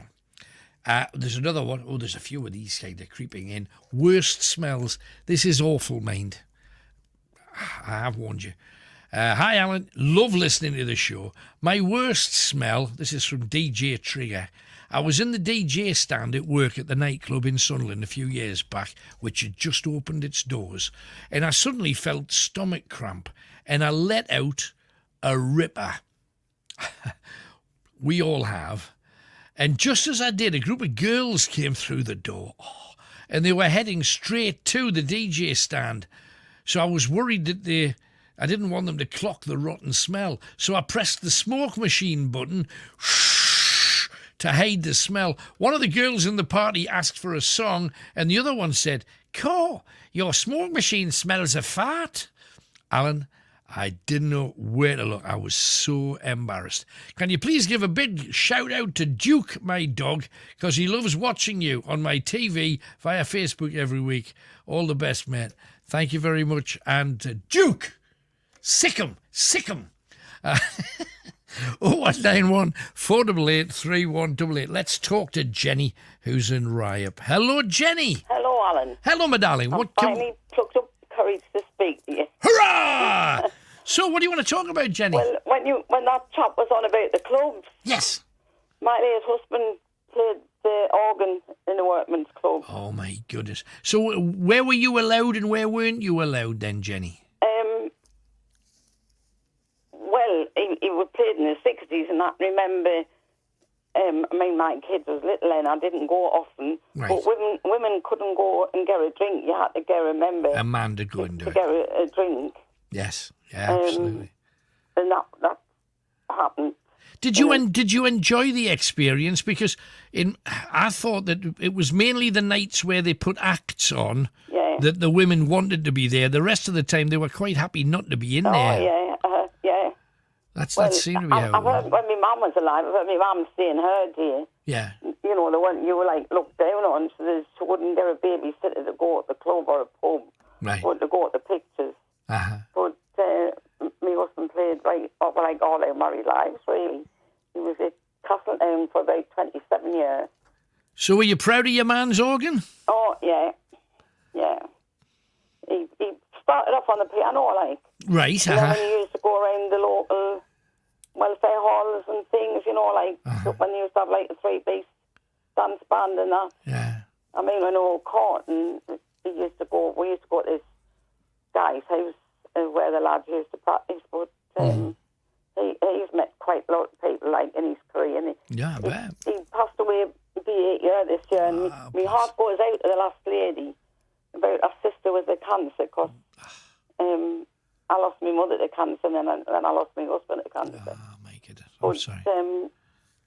He passed in September, but he actually played at the club till the July, but the dance had finished. Right. Because there wasn't enough people going. Oh, it was just like maybe a dozen couples and that, So do you have recordings of him on tape to remember him by? I have.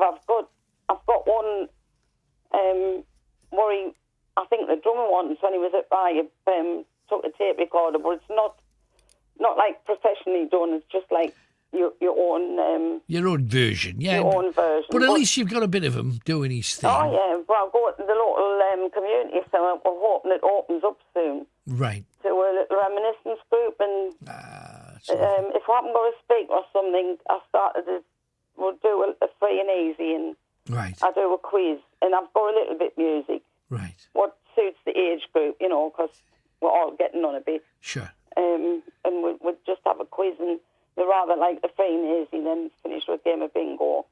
But I mean, he got a compliment, donkeys years ago. Can you remember when the Aberfan disaster was on? Yes, of course, when that slip came on the school. When they used to play Sunday dinner times. Right. And Bobby Thomason was on. Uh-huh. And he put words to a song, It's Too Soon to Know. Right. Now, I cannot remember the words, but he put words suitable, for all for the Aberfan disaster. And Tom got a compliment off Bobby. He said he accompanied him better than Alan Dawood, which was the man supposed to be the best one. He was supposed to be the big name of the day. Yeah. Right. Yeah. How amazing that is. After I lost him about 8 years ago, I said to me, daughter, I'm going to take myself the new radio at Christmas anyway. She's got this Stab radio. And I couldn't believe you were still on the go on playing all these years, because we used to put the radio on if Tom had been out late anyway, and we'll come back in the car. And we always used to put you on then. And that's donkey years ago. No, well, that's nice. Happy family member. Makes me feel part of the family. family. On about the outside toilet. Yes. Well, I was brought up in the Corrie house. Right. And our toilet was over the road. Yes. Yeah. But we were lucky we had a flush one, but I had two grandmas what lived in Corrie houses, and they had the old-fashioned netties. Yeah, and I know everybody thinks, if you have an outside toilet, it must be a flush one. Some of them were just holes in the ground. No, it was like a wood. A wood panel, and you pooed down the hole. With a hole and like a lid on. Yeah. And we're talking about smells, blimey. That would have been, if you had the family round for the weekend, that place would have been rotten. Well, I know. Well, I can just vaguely remember, because I was only little then, that the bin motors used to come down the street. Yes. And they used to have like a tool or something. They raked them out. Of course, it was mixed up with the ashes off the coal fires. Right. But the places must have been, it's like when you go broad, like grease and that, and the stink water comes round, isn't it? It's horrendous. Yeah, very first time, two things happened to me the very first time I was lucky enough to get to Greece. The first one was I was outside and I saw a public toilet, and I'd been out for a few hours and I was ready to go. And you know when you're on the way to a toilet and you think, I thought it was a wee, but this one actually might be a little bit more. Yeah. And I thought, but there's the perfect timing for a toilet. I walked in and it was a hole Just a hole? Was it the hole in your feet? With the two handles and the two places where you put your feet? I said, I don't know how long I've got to wait, but there's no way I'm going to play the Dam Busters trying to hit that hole. I'm not remotely practiced in that. That happened to us years ago. My youngest daughter's 46. She was 46 last week. Uh-huh. And she was about 5, and it was the first time we'd gone abroad, really. Right. And we drove to France. Uh-huh. And we'd got the ferry, and it was first thing in the morning. We'd left the night before, and we were dying for to go to the loo, like you said, and a cup of coffee, and we stopped at this place, and we asked for coffee, but it was that horrible thick stuff what you get in a little cup. Yeah, I know what you mean. And the toilets was exactly what you said. The toilets was outside, and it was just a hole in 2 feet. Did you give it a go? How close to the target did you make it then? I don't know. I can't remember. I'm talking about 40 years ago. But I love your programme, and I'm just sorry you're not on every night again. Well, no worries. Thank you for sharing, Jenny. Appreciate it. Thank you, darling. Bye-bye. Take care. Bye-bye. No, there's certain things. And there was the other, I mentioned there was 2 things in Greece. The other thing that happened was I went into a toilet. I was thrilled. Wasn't that day. It was another day. Saw another loo. Walked in, and they had the long urinal stall that the gents have. And so relieved. And they actually had a sit-down toilet should you need it. I didn't need it. I just went to the wall and did what men do up against the wall, as Alan Hull said for Money and Fogarnatine. And I was in midstream when I got a tap on the shoulder. And what I didn't realise is in a lot of the Greek toilets, there's a little woman who keeps them clean, the man's side and the woman's side, and she walks about while everybody's doing their business. And she tapped me on the shoulder midway and handed me a toilet roll. And you kind of, hang on, don't you realise I need both hands? But anyway, 0191 488 3188. This hole's a problem. And also, Jared Gill. Hey, good evening, Alan. I've looked for some info on something you touched on about 3 years back. Blimey, it's took you a while. The Benwell Greys alien sighting. Not sure I dreamt this, but I'm thinking back it was reported.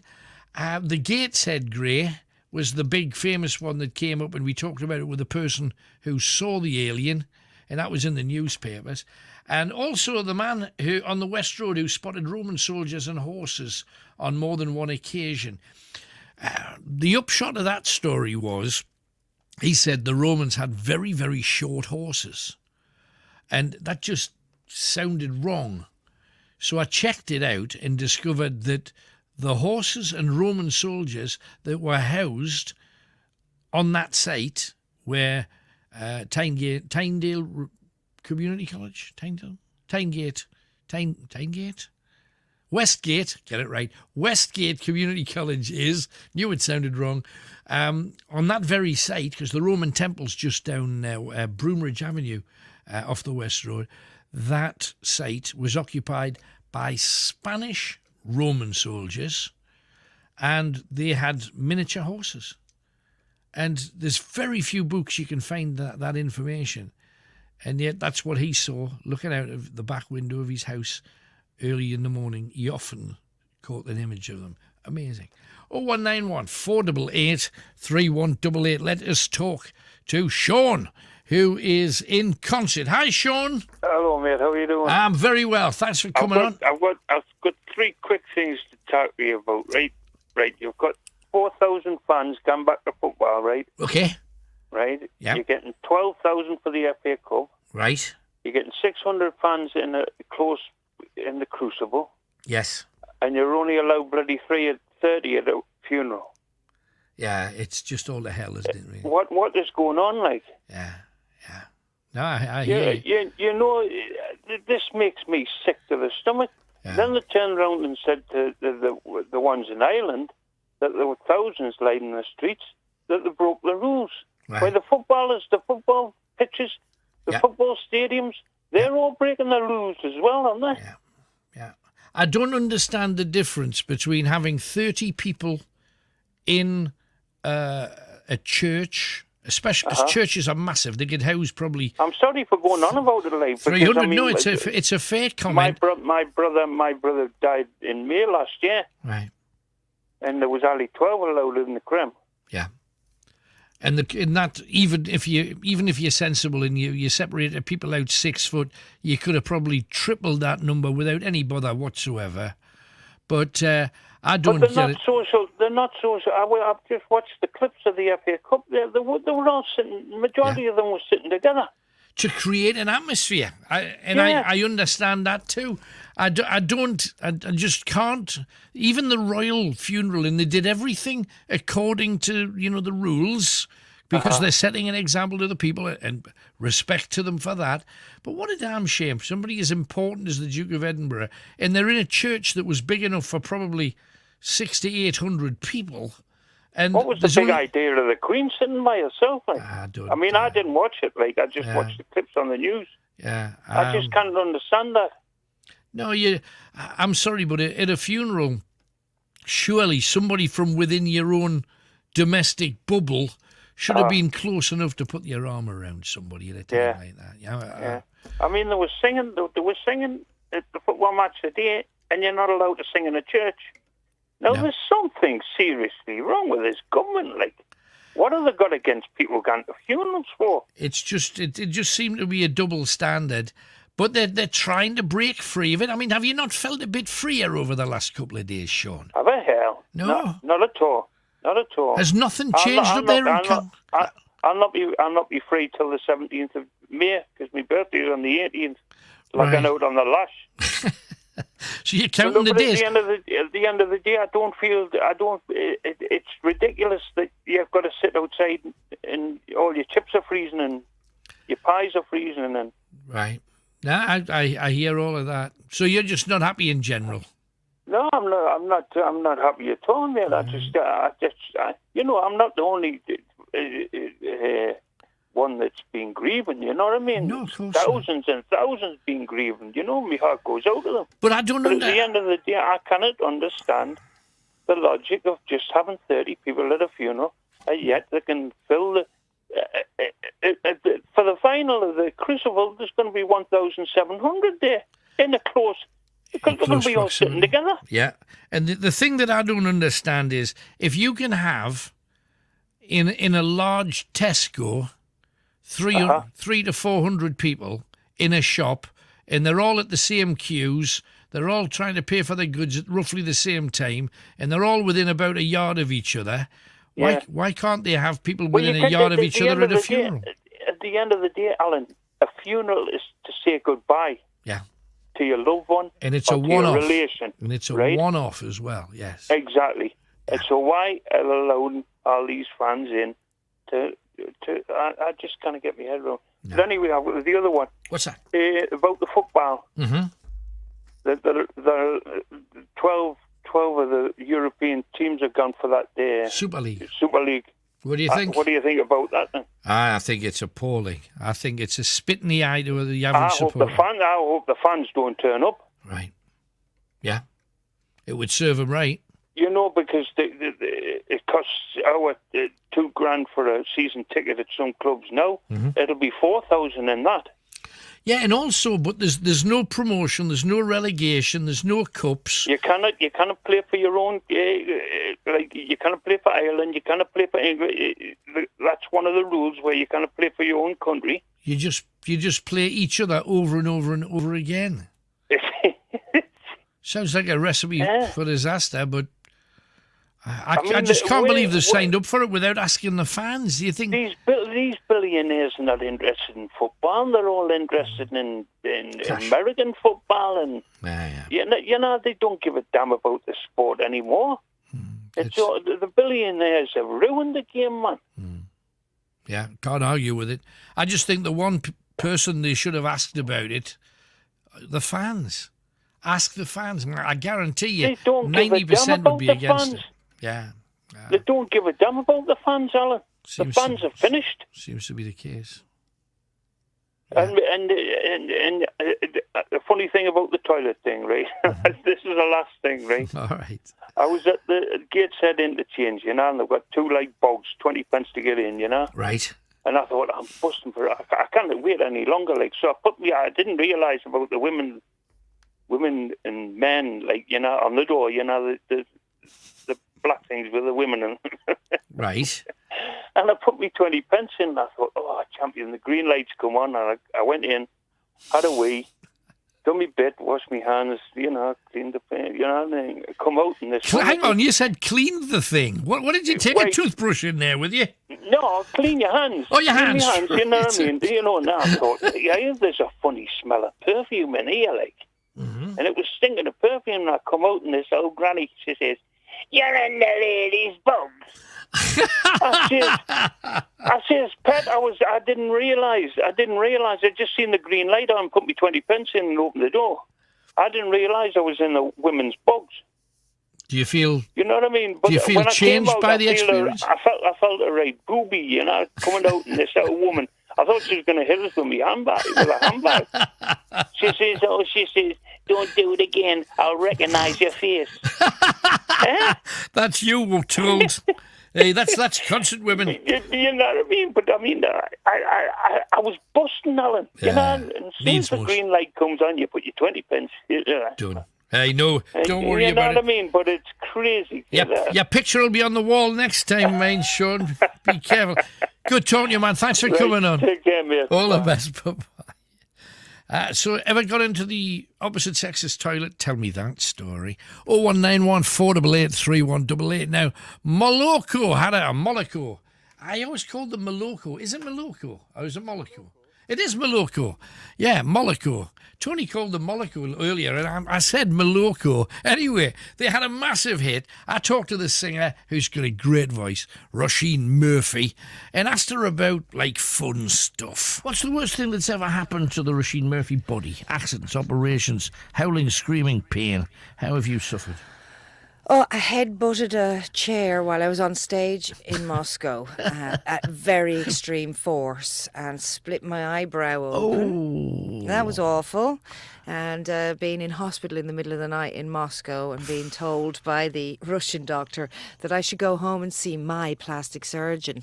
Oh, like we all have a pet one. Yeah. It's like, I'll get that sorted then, yeah. Just wake him up. He's probably asleep at the moment. Looking at your face, you've obviously had a lot done in the past. That's not polite, is it, really? I've never had a thing done. Not polite. I've had nothing done, believe it or not. Not a thing. So when you get one, then you'll have plenty to do then. Yeah, well, I did get one. Oh, that's all. The only thing I did have done was have that stitched back up, which he had. This Italian guy I got, he had to stitch it back up layer by layer. He did about 30 layers of skin stitched. Oh, it took a good couple of hours for him to do it. Terrified. Okay, what are you frightened of? You got any rational or irrational fears? No, I don't think I have any irrational fears. I think I'm more frightened now of things like, flying and stuff since I had children. I'm frightened I'll die and my children will need me. Right. That's that's deep but more real, isn't it? That's the thing. I didn't really ever have that feeling before I had kids, I was sort of very fearless, but now I'm a little bit more fearful because I just wouldn't want to leave them behind. No, of course not. Ever seen a ghost or had any spooky experience in your life? Not at all, no. Everybody who came to our house in Ireland, we lived in a big old house, the big house, no carpet scenario.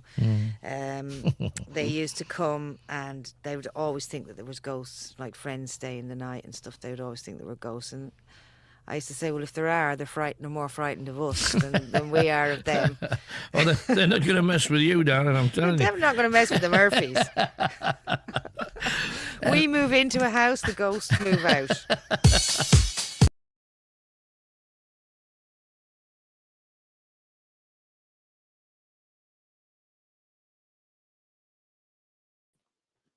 He had a young lady that he would meet who worked behind the bar of a tavern there, which I think is possibly now named after a seabird. I'm not going to say which one for obvious reasons, but it's here in Whitley Bay. And,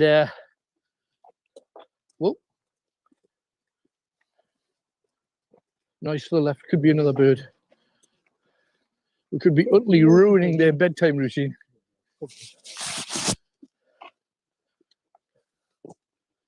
Hang on a second. Your voice.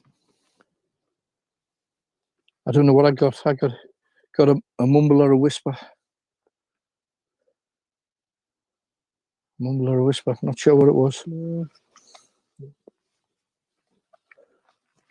Right.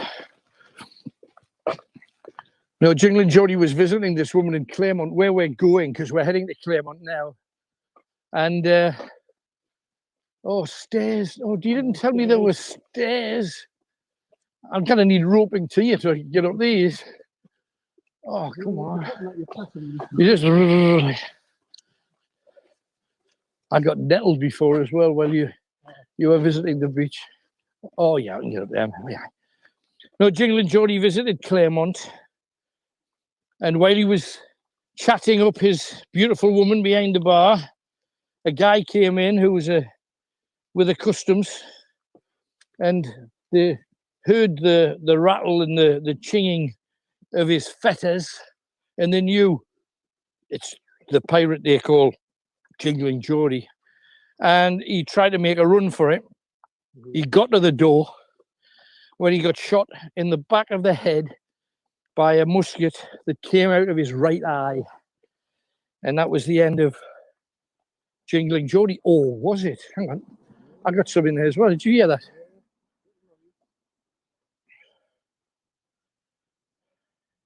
There may be people about, you know. There may be people about. Just, it was very quiet down there.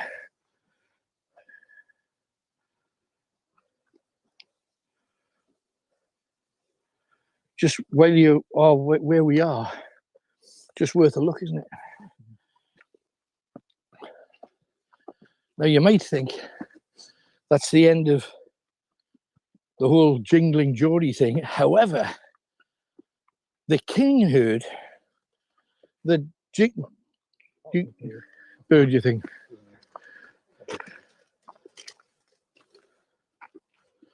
Right. Do you know where we are now? Yes, that way. This way? That way. Yep. Well, you see, I can't see for the lights, but I'm guessing it's this way. The king got to hear that Jingling Jody was dead and that he had treasure. Because pirates, when they die, they got treasure, don't they? Now, whether it was true or whether it wasn't true doesn't really matter. But within 24 hours of that news getting back to the northeast, the king had ordered them to go and find that treasure at all costs. It was supposed to be jewels, especially jewels and gold. And some of the soldiers went in, and the description that it has in the history of this, the actual history writes, 3 were hurled to their doom by an unpleasant spectre. Now, that's like a poltergeist, you presume. Hurled to their doom. So they fell out of the cave, which made the other soldiers a little bit careful whether or not they were going to go in or not. However, eventually, Sir Walter, who came from a place not far from here called Monk Wearmouth, and that guy, Sir Walter, apparently went in, got all of the gold, and came out. And there's a rhyme, and it's in my backpack, but it goes something like, gold and gold and gold untold, diamonds, sapphires, and more. Brave and gallant Sir Walter won it all for being so bold. And that is written in the history of this area. So the fact is, we know that this guy existed. We know it's true. We know where he lived. We heard about the cavern. The cavern was also supposed to have a dragon in there to keep people at bay. Then this poltergeist to keep people at bay. A curse to keep people at bay. To be honest, am I convinced about the treasure? I don't really know. I don't really know. But we do know that in Claremont, where we have just arrived, this is Claremont, this area is where he died, nastily. And let's face it, if we can prove, and we can, that this guy died here, what's to say his spirit's not here? So let's get to the game. We are now less than 3, maybe 4 minutes away from where we need to be, to the thing that you probably saw if you live in and around Tyneside. And I know some of you live on the other side of the world. I get that. If you read local press, this was a huge story of its time. It went digital. I remember people sending it as little gifts around, not gifts, little MPEGs to various people. And I got one on my phone about this story. Never thought I'd be coming to see it. But the thing about this place, it's active. And it's active now. And even today, having spoken to the people that look after it, they're saying, it's normal. This kind of stuff happens all the time. I was talking to one lady, a smasher called Moll, and this lady, she runs this particular building. And she said, oh, I'm a skeptic. You probably don't want me talking. And I said, no, please do, but she wouldn't. And that's a, yeah, we respect her views for that. But she said, but there's weird stuff in here. And I said, but you don't believe in ghosts? And she said, no. So I said, well, what do you believe in? She says, well, there's something there. The atmosphere is wrong. And I had to explain that an atmosphere is the energy of the place. What are ghosts? Ghosts are energy. And there's stuff in there. There's energy that behaves differently to other places. And that's where we're going now. I'm guessing that Kaylee will be waiting for us. Let's go and meet her and hear what she has to say.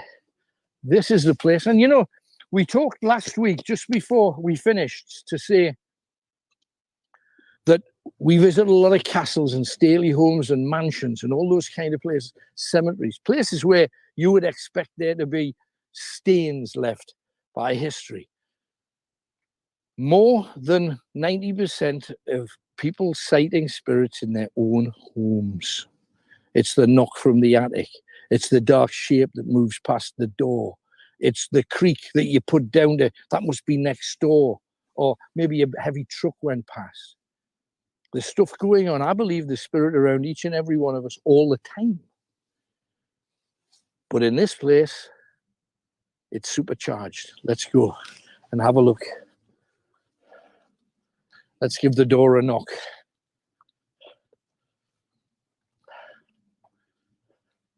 They got the light on for us, which is good. Good start.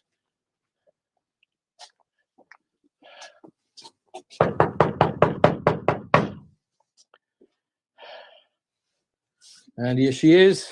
Hello. Hello, Kaylee. I would long distance shake of the hand. Hey, before we come in, this is Kaylee. Oh, just hold that anywhere within the chest. Who've already condemned the tournament and FIFA as they look to deliver the best outcomes for football as a whole. Each founding team will receive around £3 billion while they aim to continue to play in their domestic league. The plans have been widely criticised by fans and governing bodies. Well, Boris Johnson's reacted to the European Super League, calling the idea very damaging for football. 2 Russian men accused of carrying out the Salisbury poisonings are wanted for questioning in the Czech Republic. Police believe the pair are connected to an explosion at an arms depot in 2014 which killed 2 people. Our Foreign Affairs editor, Deborah Haynes, says British officials believe the men are part of a Kremlin military unit. That unit has been linked not only to Salisbury but also to an attempted coup in Montenegro, to the poisoning of a Bulgarian arms dealer, and also potentially putting bounties on the heads of NATO troops in Afghanistan. The owners of Asda have bought the fast food chain Leon. EG Group has secured more than 70 restaurants across the UK and Europe and plans to open around 20 extra sites a year from 2022. The Labour peer Frank Jarders died at the age of 86. He represented Portsmouth as an MP between 1966 and 1979 and served as a minister in various posts. In sport, Leicester have set up an FA Cup final against Chelsea after a 1-0 victory over Southampton in front of a crowd of 4,000 at Wembley. Manchester United beat Burnley. Arsenal drew with Fulham in the Premier League. In the Scottish Cup, holders Celtic are out at the fourth round stage, having lost 2-0 at Old Firm rivals Rangers. From Sky News, I'm Tim Jones. Thank you, Tim. Alan Robson with you. We have a competition to win a mug here, and you have to work out the name of an act. A greatest hit act, yeah. From 4 clues. The first clue is, out of the Noddy Stories by Enid Blyton, what was Plod's job? Okay, out of the Noddy Stories by Enid Blyton, what was Plod's job? That's your first clue. Second clue. It's the same word, 2 clues. A place on the outskirts of Newcastle, or what Hell's Angels were. Okay, if you were a Hell's Angel, you would be this. Or it's also a place near Newcastle, just over the bridge, not Gateshead, the other way, along the Tyne. Okay? A place near Newcastle, or what a Hell's Angel is. Okay? What's a Hell's Angel? 2 clues down, 2 more clues to come, and when you get all 4, you can have a guess. And here we go. Many a message. And let me just quickly share a couple with you. Mark says, is it better to read the Bible than Lord of the Rings? Read what you like. And he says, I guess you are a non-believer of the Bible because of your reaction. I absolutely believe in the Bible. I've seen it. It's a big book. It's a real book. I've seen it. So I believe in it. I've seen it. I have read it. Got one at home. But my version of what it is and your version may differ. That's all. To yourself be true. It's not important what other people think. It's what you believe. That's all that counts. Anyway, and is it best to read the Bible, Lord of the Rings? You want to read the Bible, so read the Bible. Get on with it. 0191 488 3188. The Crucible audience all had COVID tests. So let's say that a funeral was coming up. Would your entire family take COVID tests, and then you can fill the church or the crematorium? What do you think? Smells we've been looking at. And Easter says, you mentioned a memorable smell, and it took me back 20-odd years.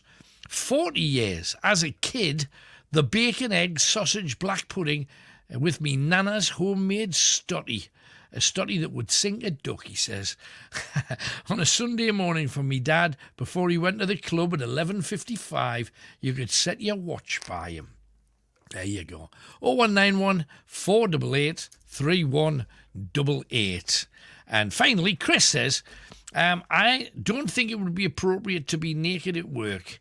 And I have a few favourite smells. Freshly cut grass, bread, sea air, that salty seaweedy smell. And I'm with you on the tarmac, but I wouldn't eat it though.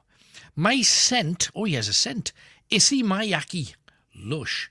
Growing up, I liked Davidoff cool water, and the smell that transports me back in time is beeswax furniture polish. Me granny used to use it, and whenever I smell it these days, I'm instantly transported back to Chatham Street in Howden. There you go. What smell takes you way zipping back into time like Doctor Who? 0191 488 3188. Alison's with us in Anfield Plain. Hello, Alison. Hi there, Alan. How are you doing? I'm good. Good morning to you. What you got for us all today? Good. Well, it was just a few things. When you started going on about the smells, that just kind of brought all kinds of things up. Great.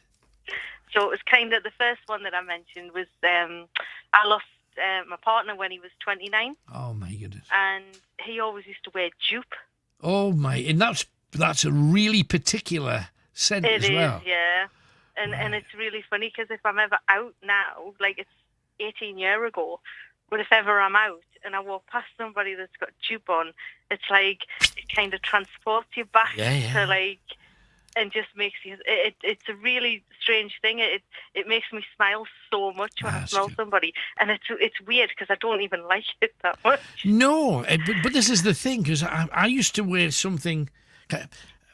Trust me, men in general are lousy pickers of anything smelly. I think we're really shabby at it. And somebody said to me years ago, Fahrenheit. I can't even remember who did it, but it was Fahrenheit. It's that, the women, they really love Fahrenheit. Oh, Fahrenheit. So, at Christmas, I said to me, Mum, can you get us some Fahrenheit? Apparently, I don't know which. So she went off, and I got this little dirty brown looking, totally and utterly unimpressive bottle. Yeah. And it had a smell. Did I know whether it was a good smell? It did not work on women at all. Women would traditionally go, what's that you've got? It wouldn't be, ooh, what's that you've got on? It would be, what's that? So it didn't work particularly well. But you women, quite the reverse. In every way, there's a dozen different smells, ranging from the little ones that you occasionally go with every now and then surreptitiously. Even when you're out, you'll just go in your bag and go for no apparent reason. Brilliant. I love all of that because you get it right. Just men are just pants at it. So the dupe thing, did you not say it to him at the time? There are other smells out there that might just be better than that. No, not really, because it was kind of before we met, when we first met, like it was his thing, and he loved it, so it was kind of like, right, okay, that's your thing. But now, in a way, I'm so pleased that it was. Yeah, because it's individual, absolutely. Yes, it's very individual. But everybody says to me, I'm like a bloodhound. Because I smells, I'm really, really, really, like, I can pick up on smells a mile off, but I'm totally with you with the tarmac. I love the smell of tarmac. If I walk past somebody that's laying tarmac, I will stand. You'll hang away. Me too. Breathe it in, and if I drive past it and get like a whiff of it, it's like, get the window down. The window. I'm exactly the same. The thing about dupe, though, before we move any further, all right. You mentioned that he'd passed when he was so incredibly young. I mean, horrifically young, really. After he passed, did you not get a whiff of dupe here and there? Did you ever smell him being about? I didn't so much smell him being about. I saw him a few times. I have seen him a few times since. Right. What's been the most vivid then of them? The most vivid one was when he come to tell me that he died, and that was where because you'll remember, where were you when this happened? This will make you laugh. I was in the shower. Right. No, hang on. This is taking a bit of getting your head around. You're in the shower. First of all, thank you for the image. Secondly, so you're in the shower. You're soaping up like you do. Yep. At what point did he tap you on the shoulder and say, "Oh, by the way, I've just died"? It was a bit of a story. He lived in Scotland, right? And we were he'd been staying down here, and then he'd gone back up home to do some work. Right. And we used to talk all the time, literally lots of times a day. Mm-hmm. And we'd been on the phone till about 12 o'clock. The last thing he said was, like, good night, and really loved me. Yeah. And then the following day, he normally rang me on a morning to say good morning. Lovely. All those things, and he didn't. And it was and I knew something must have happened, but it was really bizarre because at the time, like, I didn't have his mum and dad's phone number. I'd been lots of times, but we always were together. Right. So for that day, there was no contact. Oh, and his dad had gone round to see why he didn't turn up for work, because he was working with his dad. Right. And they found that he died of a heart attack. Oh, no. But they had no way of contacting me either. So it was kind of, and because he was on his own in his flat, all of his things were taken away by the police. So what happened, if you don't mind me asking? He had a heart attack. Well, just a heart attack, but he nothing particularly to cause it. It just out the blue. No, or? They said that when they did like the autopsy, Yeah. they said that he would have died before he hit the floor. So the plug, it was like the plug was just pulled out and he down. Yeah, it was like it's like a genetic thing that can happen. It had never been picked up before, and it was just. And they say he was actually on the floor, and the phone was next to him, so he must have just said goodbye to me, and that was it. Unbelievable. So what had happened was his dad had found him, obviously, that everything was taken away by the police. Sure. His mum and dad were trying to find my phone number to contact me, but couldn't, because we didn't really, with me living here, them living there, we were always together when we were there, so they took his phone. Yeah. So they were saying to the police that they needed his phone back. Yes. And the police weren't going to release the phone until they found out that it wasn't suspicious circumstances. Sure. So by probably the afternoon, I knew something had happened. I knew something was wrong, and I was getting ready to drive up. Right. And just find out what was wrong. Right, but hang on, you're still in the shower. You're still frothing. You're still frothing. No, so what happened? That was later on in the evening. Well, that was when later. I just we were going to go the following day because everybody was saying to me, "Oh, you're being stupid. You're being," and I was like, "No, the only reason that he'll not be contacting me is he's dead." Whoa. And I was like, that's the only reason he'll not be contacting us. There's no other reason. So no thought his phone might have died. Nope. There could have been a health issue with his parents, or nope. You knew. I knew, and I went in the shower that night before I went to bed, and he just was there in front of us. And told me that he's gone. I'm sorry, I've still got you in the shower, Alison. But you turned around, he was in the bathroom, or he was in the shower? No, in the standing in front of me. I had like it was a big like shower cubicle. Right. And I kind of was just washing my hair and getting ready, and he was there in front of me. And did he look calm? Did he look happy? Yep, did he look perfectly fine? And he spoke? Or not? Thinking, I don't know whether he spoke or I just knew. I can't say that I actually said. He was just there in front of me, and at that point I knew that he died. And it was the following morning I got up. So hang on, you're still there. You're both in the shower. The image is there. Did it disappear? Did it? Yes. It just disappeared, right? Yep. And what was he? He was fully clothed, I'm presuming. Fully clothed, yeah. Probably what he had on. Right. Wow. And it to me, it just felt like he'd come to tell me. He couldn't say goodbye any other way, so he had to he'd come to tell me. And it was the following morning when I woke up that managed to get the phone off the police, and his dad rang. Ah, blimey. But it was, yeah. And how long had you been with him by that time? I mean, how long? We'd only been together 2 years. We were engaged. That's long enough to be. We were going to get married. Proper in love, though, isn't it? That's the thing. Oh, literally, yeah. It was a kind of a fairy tale kind of thing. We met each other and just knew. Ah, that's lovely. So it was. Some people never get that, you know. Well, it changed he changed my world completely, and it's quite, because it would have been his birthday yesterday, so that was why when it came on it was quite like profound. But until I met him, I didn't know what it was to be loved and to love somebody, and I would never be in the position I'm in now with my current husband and have the life that I've got and know how love feels if I hadn't met him. Because I was married and had 2 children with my first husband, but he was a very old school kind of, he wasn't lovey-dovey in any way.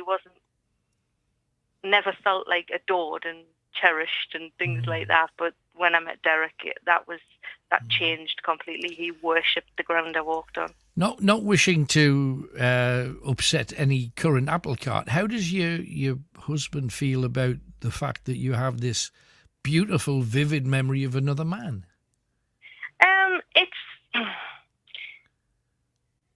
I'm quite open about things like that. Right. Because there are times probably when he has struggled a little bit with it. I bet. But he knows that how much I love him because I'm open, and it's kind of like people who've been important to me. It's the same. I know I came on and told you the story when I'd looked after my ex-husband. Yes. Through his cancer. That things like that. It's kind of. I am the type of person who gives 100%. That's lovely. That's but lovely. But you see, now as a man, it would shiver me timbers a bit, and it just would, because it really, every man likes to think that he is their partner's 1,000%. You know, I love her, and I'm the only one, and he is. Of course, he is. He is. And I accept that. The story that I had with him, the love story that kind of then came with Rob, who was my husband. Yeah. Was just as amazing as what happened with Derek. But I would never, ever have accepted that. I have been so lucky. You have been lucky. I have been lucky because it's kind of, I know what it's like to be completely loved and to love somebody, and I haven't just had it once. No, you've been very lucky. You see, the way that I view this is, it's an unwritten rule, and I understand it. It's very different if someone's stolen away from you. That almost like magnifies it 100%. But if you never talk to your current girlfriend about your old, she did this, she did that. Oh, she used to cook me this. You never cooked me. You never ever refer. This is the Robson playbook. Never ever refer to the past. You completely delve and give 1,000% to what you have, not what you had, not yesterday or the year before or 20 years before. You concentrate on the present, and you do the adoring, loving, cherishing, supporting, all of that as best you can. Some days better than others. But that's the norm. The fact that you've had such an amazing thing, because it's like, let's put it the other way, and I know you're incredibly open because you've been open with us for a long time now. But yeah, I tell you everything. Just imagine Rob comes in and said, the best sex I ever had was, and then just went on to tell you that it wasn't you. But I love you, and you know how much I love you. But the sex with this one, 5 years ago. I would want to know, first of all, why. And then I would ask, so why aren't you doing that with me? No, but it's just whatever it was. Even if it wasn't sex, even if it was, she made this amazing, when we were on holiday, we used to, do you know, just anything like that. I just think it would rankle. I'm not saying that it's an issue with you, because it obviously isn't. But it's got to be careful a little bit. Things before, but I think it's because of my view on life. Because my view on life changed completely. Like, my dad was only 45 when he died. Right. Then I lost Derek. I've lost other people along the way who've been quite young, and I'm kind of that. Basically, like, our life's like kind of an adventure, and the good things, the bad things, and like ex-partners and things like that. When you were actually with them, you loved them. And that's part of your story. Sure. That's part of your life. It's like I managed to get Rob back being not best friend, not definitely not best friends, speaking to his ex-wife. Oh, blimey, really? Because he had a really traumatic experience, and I think that it's really important to kind of, the people who've been in your life, they were in your life for a reason. And yeah, some people walk away, and yeah, he doesn't speak to her at all now. But there was a time when they were kind of sharing the kids that they had to speak. And and I went I tried to kind of put things into perspective of everything that you've had in the past is part of who you are. And everything that's come along has made you the person you are today. And like Rob knows, he has 100% of me. There is never, ever a question of that. He has 100% of me. But there's been a hell of a story before we got together. And that story made me who I am. That's a lovely way to look at it. It is the kind of, it's the thing that makes people live in each moment and not regret and not have trauma about the past, because you accept it because at the time it was what you did for the reasons that you did it, and you've moved on from it for other reasons, but never ever feel bad about it and never ever like regret or hide away from it, because you should celebrate the life. Everybody should celebrate their life and celebrate the things, the trauma, the good things, the bad things, everything, because it's what makes us who we are in this very moment. I can't argue with any of that. Tell me about your smells then. Come on, Alison. Oh, my smells. Well, we've got the tarmac. We've got the horrible thing that I really, really don't like is we live next to a field and the farmer sprays the field with something that's very dubious.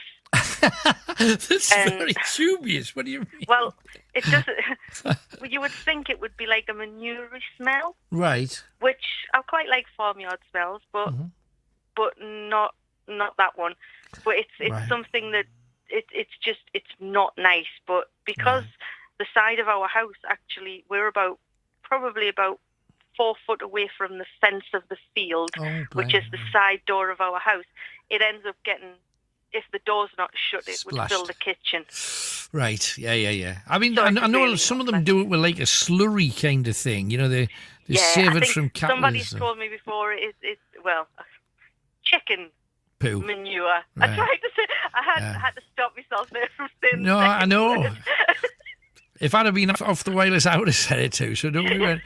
So what's the most lovely smell? Because you like the tarmac you mentioned. What else? The most lovely smell. Oh, one thing that takes me back to my childhood, which I absolutely love, is the smell. My mum used to have a tin that she used to make our Yorkshire puddings in. Oh, right. And it didn't get washed for some strange reason. I never understood that. But it just used to get wiped out at the end. Right. So when she put the fat in and put the fat into the oven to heat up, that smell when she takes it out the oven before she puts the batter mix in, that takes me back to being a really young child, and I absolutely love that smell. Spectacular memory. Love it. Good. Can I just, before I go, Sure. can I just offer this out to the night owls, Go to on then. everybody? Yeah. Because I know I've been on, told you before about the business that I created, which kind of ties in with everything we've been talking about, called Leaving a Lasting Impression. Yes. And it's about writing down your life story and writing down things. Well, with this that's been going on with Prince Philip, because I thought his funeral was absolutely beautiful. So sad, so touching, so like it was what he wanted, and the way things are at the minute, it was so moving, I thought. But he planned it, and he, down to the music, the car, everything. Yeah. So leaving a lasting impression, I offer, this offer that I've got on this week is basically if somebody wants a free pack, it's a starter pack, and it's kind of a little booklet that has some guided questions where you can answer them to write down what you would like for your funeral and what you would like it to be and how to do it. Then I'm giving them away this week. Oh, right. Okay. So if people are interested, where do they go? If people are interested, they can either go to Facebook, Right. and look, it's Leaving a Lasting Impression. Leaving a lasting impression. Okay. Or the website, which is leavingaalastingimpression.co.uk. There you go. Leaving a lasting impression. And all they need to do is drop me a message, and I can send them the free starter pack, which can just get them started, get the conversations going, and it can really, really help families. Like when you were talking about the feuds and things like that, it can really put a stop to all of that, because if your wishes are written down and it's all planned and it's exactly how you want it, when you've got brothers and sisters and cousins and everybody else saying, oh, but they would have wanted this, they would have wanted that. you can show them. If it's written down, the person who's organised it can say, no, this is actually what they wanted, and I'm sorry, but what you want doesn't matter, but because this is what they wanted. So it can stop feuds, and having the conversations with your members of the family now can actually help bring you closer together, because a lot of people shy away about talking about death and dying, absolutely. and it's going to happen to us all. Yeah. One day, we never know when that day may be. It's a fact. And sometimes when you start talking about it and actually sitting down together and thinking about music and what you would like and how you would want it to be, it can bring a family so close together, because they start to then think, actually, the time that we've got now is important. And sometimes you put things off and you think, oh, I'll do that next week, or I'll do it next month, or whatever. And having that conversation about your own mortality and realising that this isn't forever, and that we don't get to kind of be here endlessly, can bring families a lot closer together. I've found with the experience of having this business and speaking to people that it does actually create a very special connection when you start talking about death and dying. So I just wanted to give some things away and help people to start that conversation, because I know a lot of people shy away from it. Right. Hey, well, good luck, Alison. Let's hope a lot of people take you up on it. Thank you for coming Thank you. on. Lovely talking to you, Alan. Bless you, and darling. fantastic. Love the Thursday nights as well. That's great. Thank you so much, Alison there, Anfield Plain. Right. Our Thursday night ghost hunts. I've got this week, The Creeping Dead. Really looking forward to this week. It's going to be a strong chat. 0191 488 3188.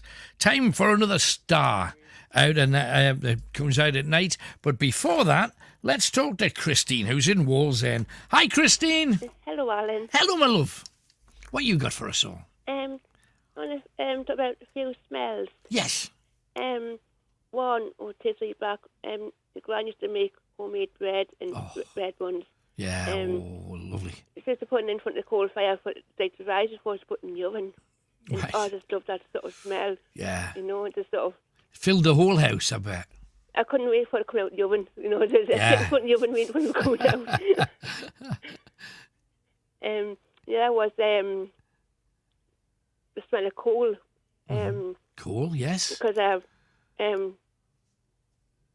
live I had the Rising Sun pit. It's near where I live. Yes. And obviously the mine had closed down like just before I was born. But there was still the amount of coal. I used to walk up to the farm, and there was the kids used to jump in it. And I just love the smell of the coal just walking up there. No, I understand the smell of coal in the fire. Even the smell that comes out the chimney is not unpleasant. It's a nice smell. Smell of when the coal man used to dump all the coal in the coal house. Yeah. You'd get that hit of it. It was lovely. Yeah, nice smell. I know. I used to sit with like at my grand's to wait for the coal man coming. Yeah. So you know, I just don't know. I just love the smell of coal. Cool. I don't think coal sniffing's ever been a thing, but I do absolutely understand. Right. Anything else then? I say about like sort of like near the farm. Like on a hot day, like you know, open the front door, it's like this fresh smell of horses, well, sort of thing, you know. Yeah, horse smell. I know. Yeah, absolutely, get that too. Yeah. Yeah, because you always can't tell when they're cleaning the stables out. Especially if the wind's in your direction, definitely. Yeah. That's true. That is true. Anything else in Christine? No, I said about just been listening like to Alison there. Yeah. And on about boyfriend who he had like passed away, and he was like come to say that. Well, like that was like my gran. I was 13, and my mum wouldn't let us go to the funeral. So it was best that I didn't go. Right. Just remember the way it was, you know. Yeah. So I had to obviously go to school. And it was a few nights after the funeral, I went to bed. you know, and I was lying in bed. I couldn't sleep, and I was crying all the time. And as I saw this shadow at the bedroom door, it was my gran. It was just like a hazy, like a face, but it was all hazy. I don't know. I just got scared. At the time, I just got scared. I actually ran through her. Wow. You know, and ran down the stairs. Yeah. You know, I don't know whether it was just come to sort of say, you know, say goodbye because she didn't see you at the funeral. I was more like a mum, because my mum was obviously always in hospital, so I was always ill, and my gran sort of brought us up. Right. And, so you're that super close to her. Yeah, and you know, I think that was a company to say, you know, to say something. I didn't want to leave without you being part of it. That was the thing. Yeah, it was being at Lovely. the funeral, so obviously she must have known. Yeah, you know. That's nice. Must have made you feel. I know you were a bit frightened because you didn't fully understand what it was. No, I wasn't. I mean, obviously then I just, you know, but now I feel sort of guilty that, you know, I didn't sort of talk to her. I mean, if I had a chance now, I would, you know, if I had a chance to sort of talk to her, I would. Maybe do it differently. Yeah, what a lovely story, though. Hey, well, thank you, Christine. Thank you. Great to hear from you now, and thanks for coming on. How nice in the middle of... I didn't expect that. But she ran through her late grandma who raised her, and she'd do it differently now. I bet she would. Mention stars coming out at night. Ali Campbell from UB40. I talked to him about, well, the highlights so far. What has been the highlight and the low light? I mean, you'll have a very low light, and what's the crowning moment that you've loved so much? There's been so many, you know, and we've been very lucky as well, because, I mean, I don't think we've ever had a bad gig, you know, to tell the truth. Apart from the one we did in at Mount Pleasant Community Centre when we first started UB40, and we would actually play in a gig for to raise money for the Claimants Union, right? Which was the Claimants Union that we started, and I think that was the worst gig we ever did. People started, because they weren't interested in what we were doing, people were playing the piano at the other end of the hall while we were on and stuff like that, you know. But that only ever happened once, you know. Yeah. And since then, we've been very lucky, and we've had really great audiences, you know. I mean, you know, ranging from every type of audience you can think of, you know, to... playing at Live 8 or doing, you know, the Bollywood Awards to 750 million people, you know, live. So yeah, we've done everything, and we've been everywhere. Surely that was a bum nipper gig, wasn't it? The 750 million people, for heaven's sake. That was live Bollywood Awards, and so that goes to, you know, all of the Asian countries and everything.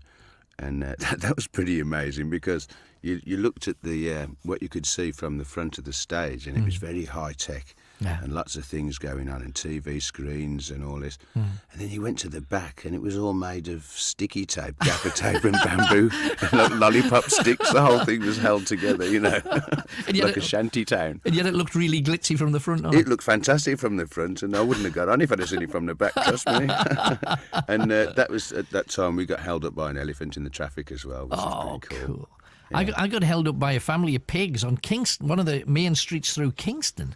In Jamaica. Really? So what, big black pigs? With the pot-bellied pigs? That's right. But there was like a family of them. There was two of them with lots of little piglets following. And just the cars... Don't ever go near a family of pigs. Let me just tell you that before you go any further. Well, I was in the car, so I was all right. Yeah, they'll attack the car as well if they think you're going for the piglets, trust me.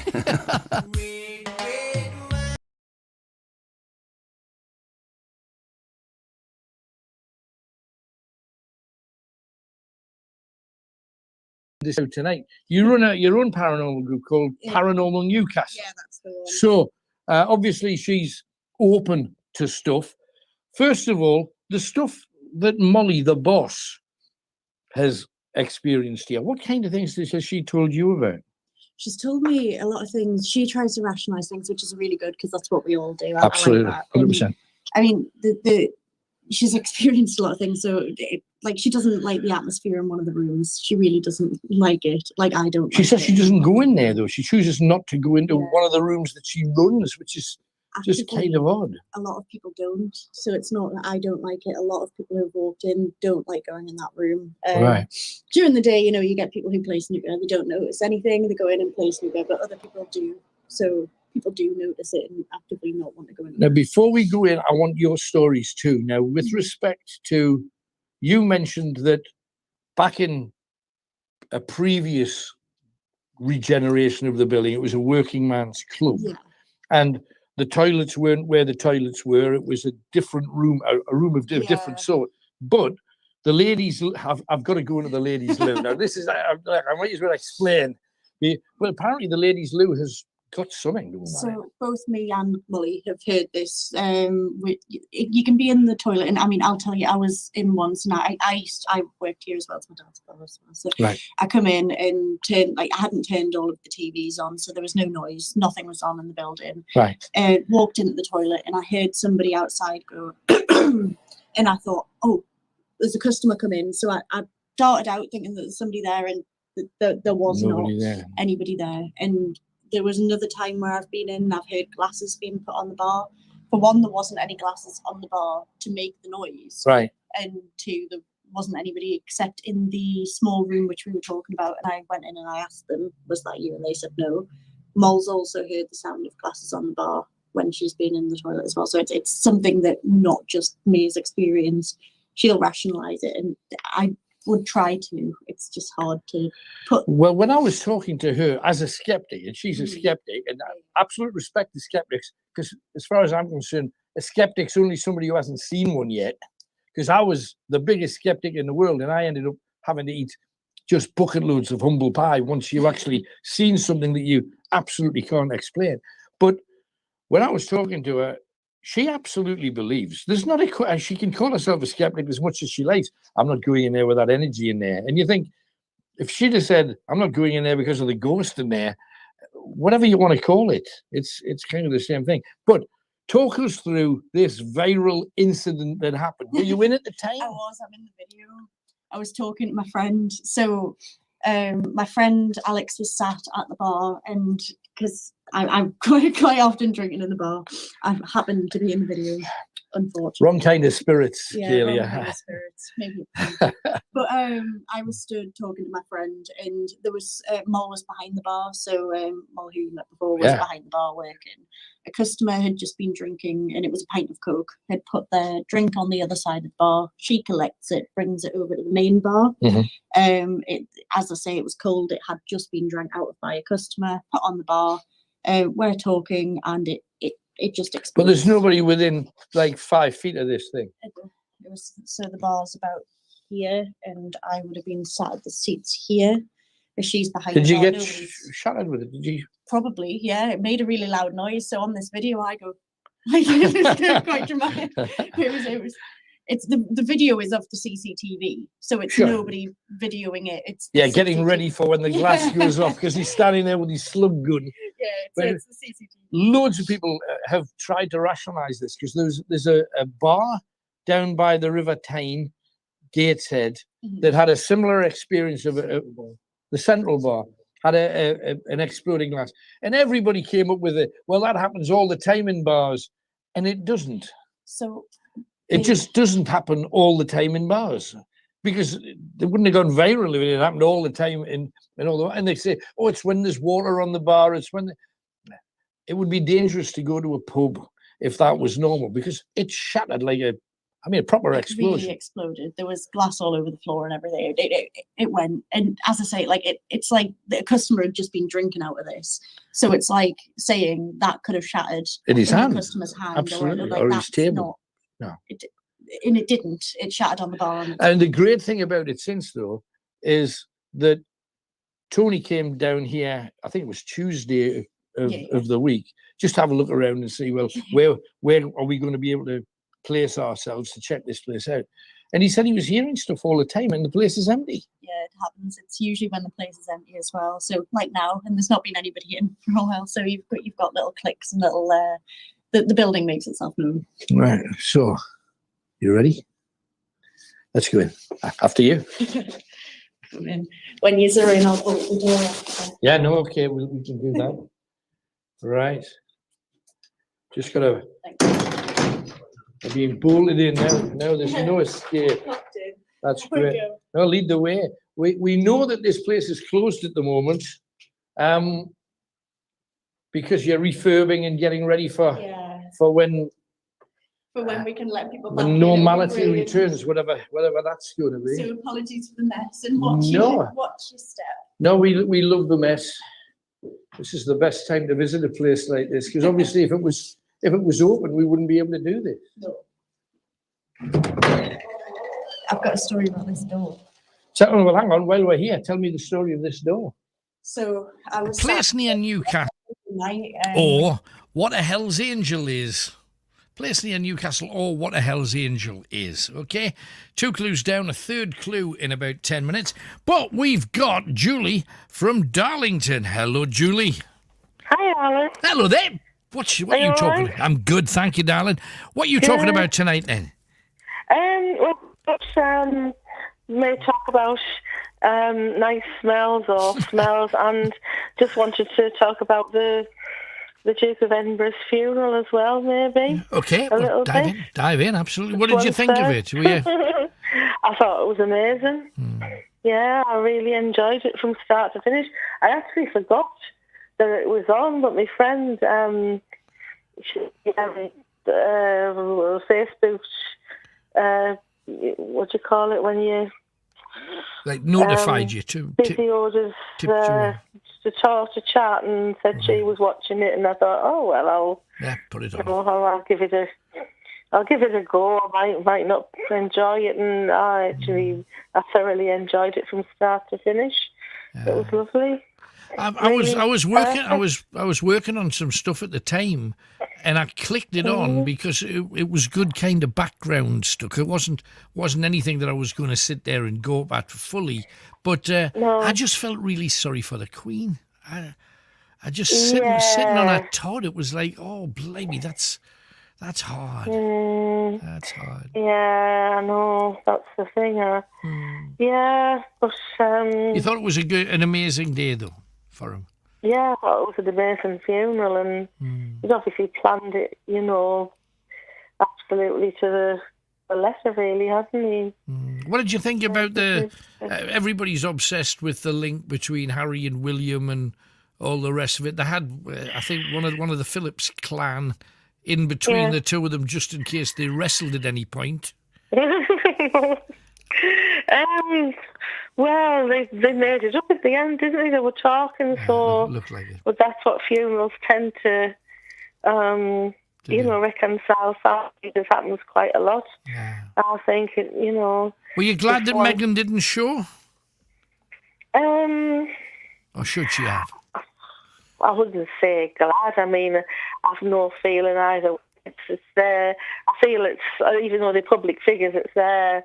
personal sort of choice, really. Right. I don't know. Obviously, I don't know the ins and outs of what happened after she got married and how they treated the royal family. Treat her, and apparently she says that she was made to feel unwelcome, but you just don't know what happened. So, I just always think when it's a son, especially when it's a son. Nobody's ever families. No woman's good enough for my boy, and kind of thing. And I think it's very sad, the whole issue. It's just, but the one thing that it does show you is it doesn't matter who you are or what kind of palatial lifestyle you've got. Family's family, and it's full of those kind of moments and twisting and turning. And it's normal. Yeah. They're the same as the rest of us. That's what that proved. Oh, yeah. Families fall out. And I think because closeness of the bond, it's yeah. It sort of hurts. But, yeah. Okay. So what else then, other than the funeral then, Julie? Smells. I've always liked Lulu by Costume. Right. It's an old one now, but I always wore it. And quite like A&A as well as Linda likes the sweet one. But that's by Cosherel as well. Right. Okay. And what's the smells you hate? What's your hated smells then? You're going to laugh at men's pee. Men's pee? Yes. We're not like men tomcats, you know. We don't have a. Does our wee smell? Absolutely stinks. Does it? Horrible. I mean, I suppose women's do as well, but men seem to be particularly, pungent, as we say. Stink. Well, I tell you, before I go home, I shall be smelling mine. Just to me, I don't know how you sweeten it. Do you know what I mean? I don't think you can. Right. That smell around, like, sometimes you get a waft from the men's toilets. And you think, that is there's more than pee in that, though, mate. Trust me, there's more than pee going on in that toilet, that male toilet smell. That's horrible. Yeah, I'm sure, but it seems to be, the high notes seem to be the urine. Yeah, it's strong. If you're thinking of it as a perfume. Men's whittle is pungent. Oh dear, I just don't know. So we're going to have to, while we're weeing, we'll have to go hands free and spray with two at the same time, just to try and cover it for you. You need some of that VI poo stuff. Oh yeah, they call it. You spray it around the toilet when you go to the toilet, so no one can. I do think that's an ounce over the top, but I know what you mean. I know it's a bit over the top. Yeah, definitely. But a Neutrogena will do it. I don't think we have to get on our hands and knees and spray around the pan. Also, I like hibiscus essential oil. It's called hibiscus. Right. That's a lovely smell. Beautiful. Yeah, it's really nice. Brilliant. If I smell that patchouli, hippie oil, I don't particularly like. That smells right, but it takes me back to, back in the day. Back when, Motorhead was the thing. It was definitely a back in the day kind of smell. But when you smell it, you instantly go back to that kind of, oh yeah. You do. Yeah, very much reminds you of hippies and all the rest of it. Yeah, the green. The Handyside Arcade and the Green and all those kind of places. And obviously everywhere there was a rock night, and there was rock nights in all directions back in the day. Yeah, my friends used to go to one down in Spennymoor where I was on a Monday night at the recreation centre. Brilliant. Have a bit bop down there. Happy days. Hey, lovely hearing from you. Thank you for coming on, Julie. All right. All the best. Bye-bye. How about that then? Remember, down at the Bop. Call it the Bop. How about that? Oh, hang on a second. We got another one. This is Chris. I like some of the Viz captions or words for cracking one off. Dear. They say blamph. Blamph. Or pop being particular favourites. I've never really got why some people call them air biscuits. Yeah, no, just no. We got DJ John. He's got some jokes for it. Hello, John. Hi, Alan. How are you? Keeping on? I'm good. I want some jokes. Give me some jokes, John. I'll give you some jokes. Make everybody smile, Alan. You do. That's what you're for. Yeah. Why are nuns no good at cricket? Why are nuns no good at cricket? I don't know. Gnome runs. Oh, gotcha. Well, I've been trying my best. I know you do. You always do. I've got your ghost one at the end, you know. Oh, great. What noise does a witch's car make? What noise does a witch's car make? I don't know. Broom, broom. Broom, broom. Right. What do you call a man with a kitchenware on his head? What do you call a man with kitchenware on his head? With kitchenware on his head? I don't know. Peter Pan. Peter Pan, right. What do you call a pop group with honey on his head? With what on his honey? What do you honey call on his head? What do you call a pop group with honey on his head? I don't know. The Bee Gees. The Bee Gees, right? A woman posted a letter from Boomerang Road. She says the letter keeps coming back to me. He's got 1,000 of them.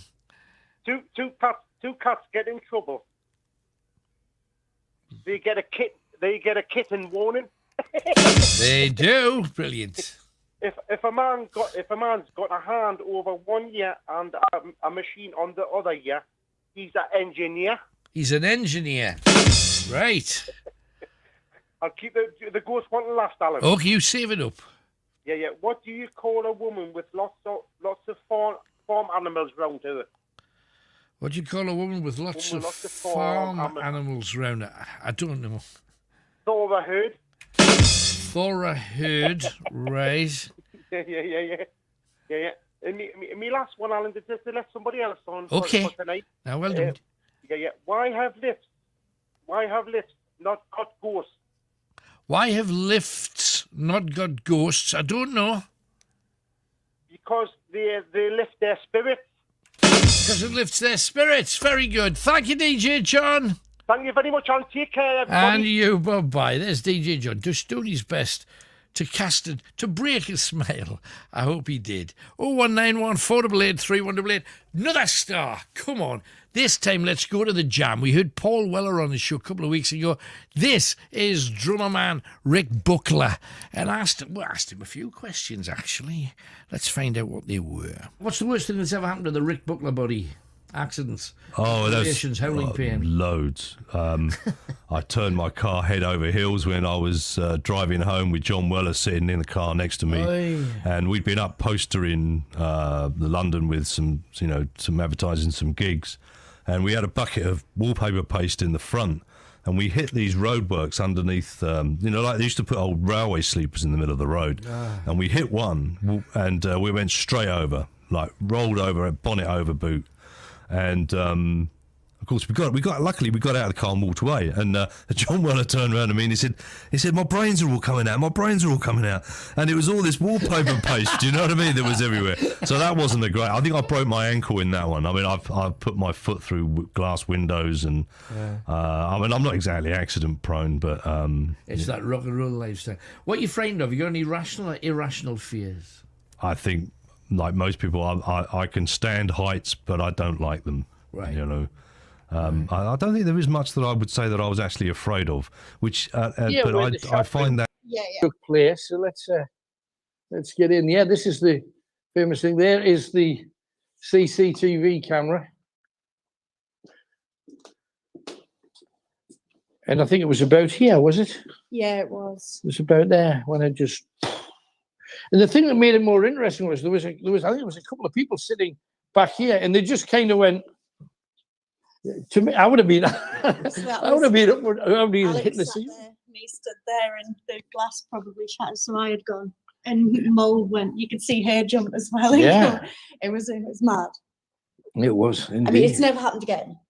Well, yeah, no, I know, but thank heavens it did to let us know that there's a good reason for us to be here. So what we're planning, what's been the most vivid thing that you've had, was other than that, obviously, I mean, the Black Shadow, was that the worst it's been? Yeah, I'm not the only one that's seen that. There was another, my auntie Louise, we were sat one night, it's often when you're sat on your own, so not many people are sat on their own and witnessing, but Louise was in, and she was sat here and she saw the shadow walk past the door as well. And I, at the time, hadn't actually told her that I had seen it. Right. So she but that's saw backs it up. It's funny you should say that because I seen that. Now, there's a couple of reasons that it could be. Now, we mentioned that story about the jingling pirate. Now, who knows this? We do know that there's two main roads that had essentially hovels built upon them. And there's an amazing story about Whitley Hall that's 6 minutes away from here. Used to be the biggest mansion house in the area at the time. And it was built by a family called Hudson, who were the owners of a number of coal mines. They ended up seeking a bigger mansion house and they sold it, and it was passed on and on and on, eventually to its last owner, M.W. Lambert. And this Lambert character had a very, very posh house and a bloody, nasty, gory, horrific story attached to it. And the story ends with murder being done here in Claremont and the entire row of houses burned to the ground. Now, I'll tell you that tale a little bit later, but I think what we should do is maybe set ourselves up. Can we switch toilet lights off? Or they're emergency they're emergency lights, so we've got them. That's okay. Right, well, let's just start doing our thing. I think we should Yeah, show us what we've got first, and then we'll start So putting people in places, including yourself if you're game to we've actually got play. people call this is the area where the figure was seen, but I'm not. There's not just us that are seeing figure. There's table 9. This is table 9. Table 9. So a customer who used to come in, sadly, is no longer with us, so he can't tell you the story himself. He might be here tonight. I would be lovely to think so. He was really good friends with me, so I hope so. I hope so too. But he used to play snooker all the time on this table, and he was playing snooker, and he said, "Excuse me," to a man who he realised wasn't there. Right. And he told me that many times. He also used to play snooker in that room, and he said that the atmosphere wasn't right in that room. So he had to come. But this was his table. What was his first name? Jim. This is Jim's table. Table 9, Jim's table. He also, so not him, sorry, one of my colleagues, the ex-bartender, seen 2 snooker balls on this table roll and click together when there was nobody in the snooker hall. So Jim's bound to be coming back here, isn't he? He's bound to be. I would love to think so. Everybody pictures spirit as like a black dark thing, and it doesn't have to be. There's a lovely side to it too. So this first place now through here. Do you mind if I do this one? No, go for it. This one here, you go through the door. It's just to a fire exit.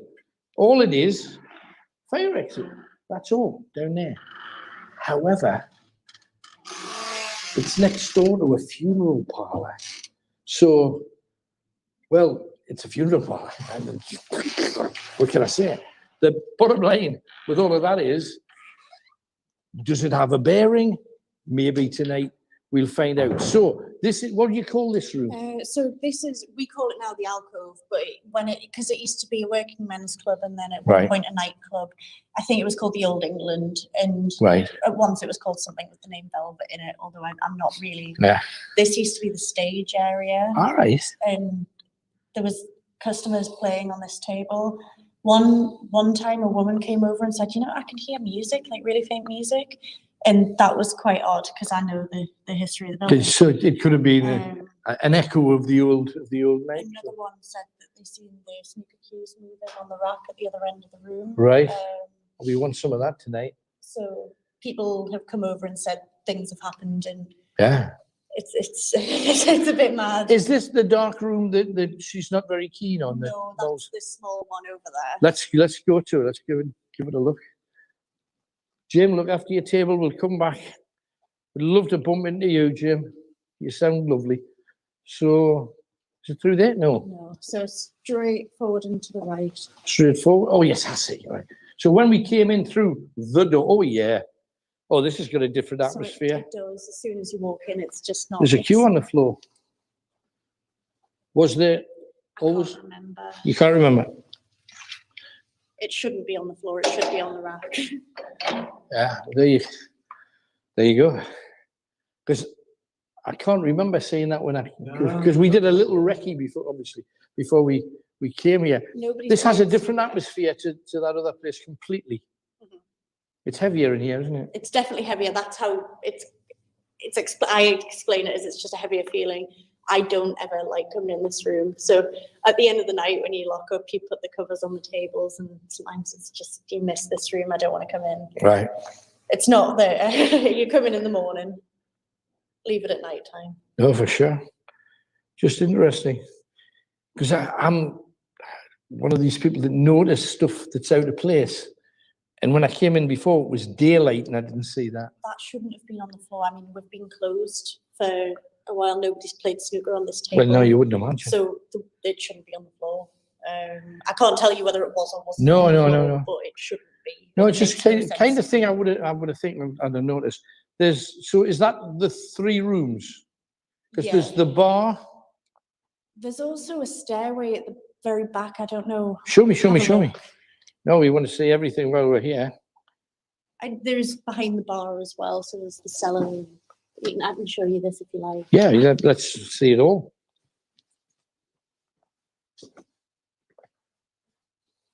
So because we're closed, we can go behind the bar. You've got a snuggy place. Oh, right. Oh, no, this is good. A bit left thing. I don't know whether this is just moves because the cooler, but I've done. I've been in here and this door's done this, but I don't know whether it's because there's a breeze Because on the cooler. there could well be pressure of some kind. Oh, maybe there's a. It's just storage for like bottles. Yeah. No, it's good to know. It's good to know.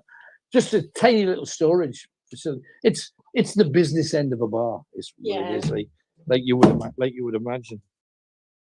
Have died in the UK within 28 days of testing positive for coronavirus. There have also been 1,882 new infections. A government minister says the Indian coronavirus variant is being kept under review as it continues to be researched by scientists. The UK has recorded 77 cases of it.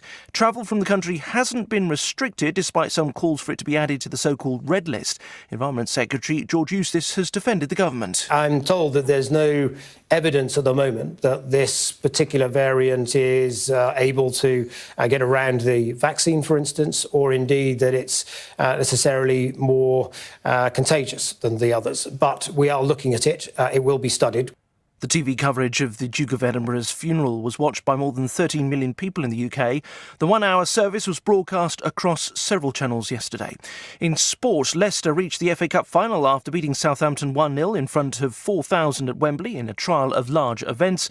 And Rangers are into the quarter-finals of the Scottish Cup. They beat Hull Celtic 2-0. From Sky News, I'm Tim Jones. Alan Robson with you. Thank you, Tim. And we are Greatest Hits Radio North East. Let's dive in. Still plenty of time to get yourself heard around the world on 01914 488 3188. Time for your third clue. You'll get the fourth clue in about 15 minutes. The first clue is this. Out of the Noddy stories by Enid Blyton, what was Plod's job? What was Plod's job? Second clue. A place near Newcastle, or what a Hell's Angel is. Okay. Shields Road is in this area.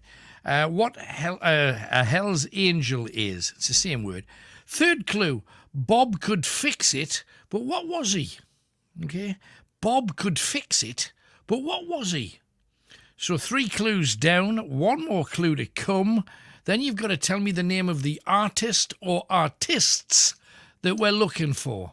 And it's very specific. A band that's had lots of hits. Who is it? 1 more clue to come. Let's see how you do. Let us, in the meantime, head off to Anitsford, where James lives. Hi, James. Hi, Alan Mara. Hello, man. What you got for us all? Oh, it's a bit. You're on about smells, right? Right, but this is a bit awkward because, like, about 6 weeks ago, I've had trouble with my bowels. Right. I'm not in pain. Okay. But I let it go on for 5 weeks, so I phoned up Monday. So what is it, just pain, or you got the runs? Or No, what's the story? everything I'm eating is coming straight out of his arm. Right, gotcha. It's like within about 2 minutes a minute, it's coming straight out of it. That's not fun, right? But it stinks. Right. You know. Yeah. But like, I mean, it stinks in ways never stunk ever. You know what I mean? Right. Anyway, I phoned the doctors up on Monday, and I told them, I said, my symptoms and that. Yeah. He says, are you in pain? I says, no, I'm not in pain. I'm not. There's no pain whatsoever. Right. And they said, well, you're coming into the surgery like in an hour's time. Oh. And I didn't know it was like, you know what I mean? Yeah. And I says, all right, to take bloods. Right. Well, yeah, I didn't like needles to start with, but like, I went needs in. most, but I better find out what the hell it is. I went in and I had to look away, and when took the bloods, and I looked back, and there was 7 big jars of it. You know, not jars, but tubes. I can't, because I've never been to a doctor for years and years, you know. Right. And I says, and he did tell his kidney, liver, all the rest of it, and things I didn't even know. He says, well, send me for tests. Right. And he says, but you've got to take 3 stool samples. And that's a bit awkward now. Yeah. I've done 2. I've got 1 to come through. I've got another 1 to come. Right. But it's a bit of a carry-on, Alan. The blood count in the 3 stools, you know. And it says I get to know next Monday what the results are. That's tomorrow. It is. Yeah, I get it Sunday. Right. Yeah, tomorrow I get tomorrow the results, but then he's. Let's hope it's nothing serious. Has it calmed down at all over the time you've been waiting? Has it slowed down? No, it's still the same. All right. But it's not painful. But it's not. No, it's not convenient though. If you're out having having a bag of crisps at the pictures, it's not fun, So. When they come back, or we sit on the park bench and I have some. Yesterday I was invited to a barbecue. I couldn't go. Oh, no. Because I was thinking, whoa, I love burgers and I love meat, and I'm thinking if I have half a frigging sandwich, I'll be away at the toilet, Yeah. And I'm not having that, No. You know what I mean? Well, let's hope it's something simple and easy to sort out. That's the main thing. There might be just an infection, so I hope it's that way. Yeah, absolutely. But I'm thinking, could it be infection? Could it happen for about 5 weeks? Who knows? Well, it may well be. It's one of those infections that until you take something like antibiotics, All right.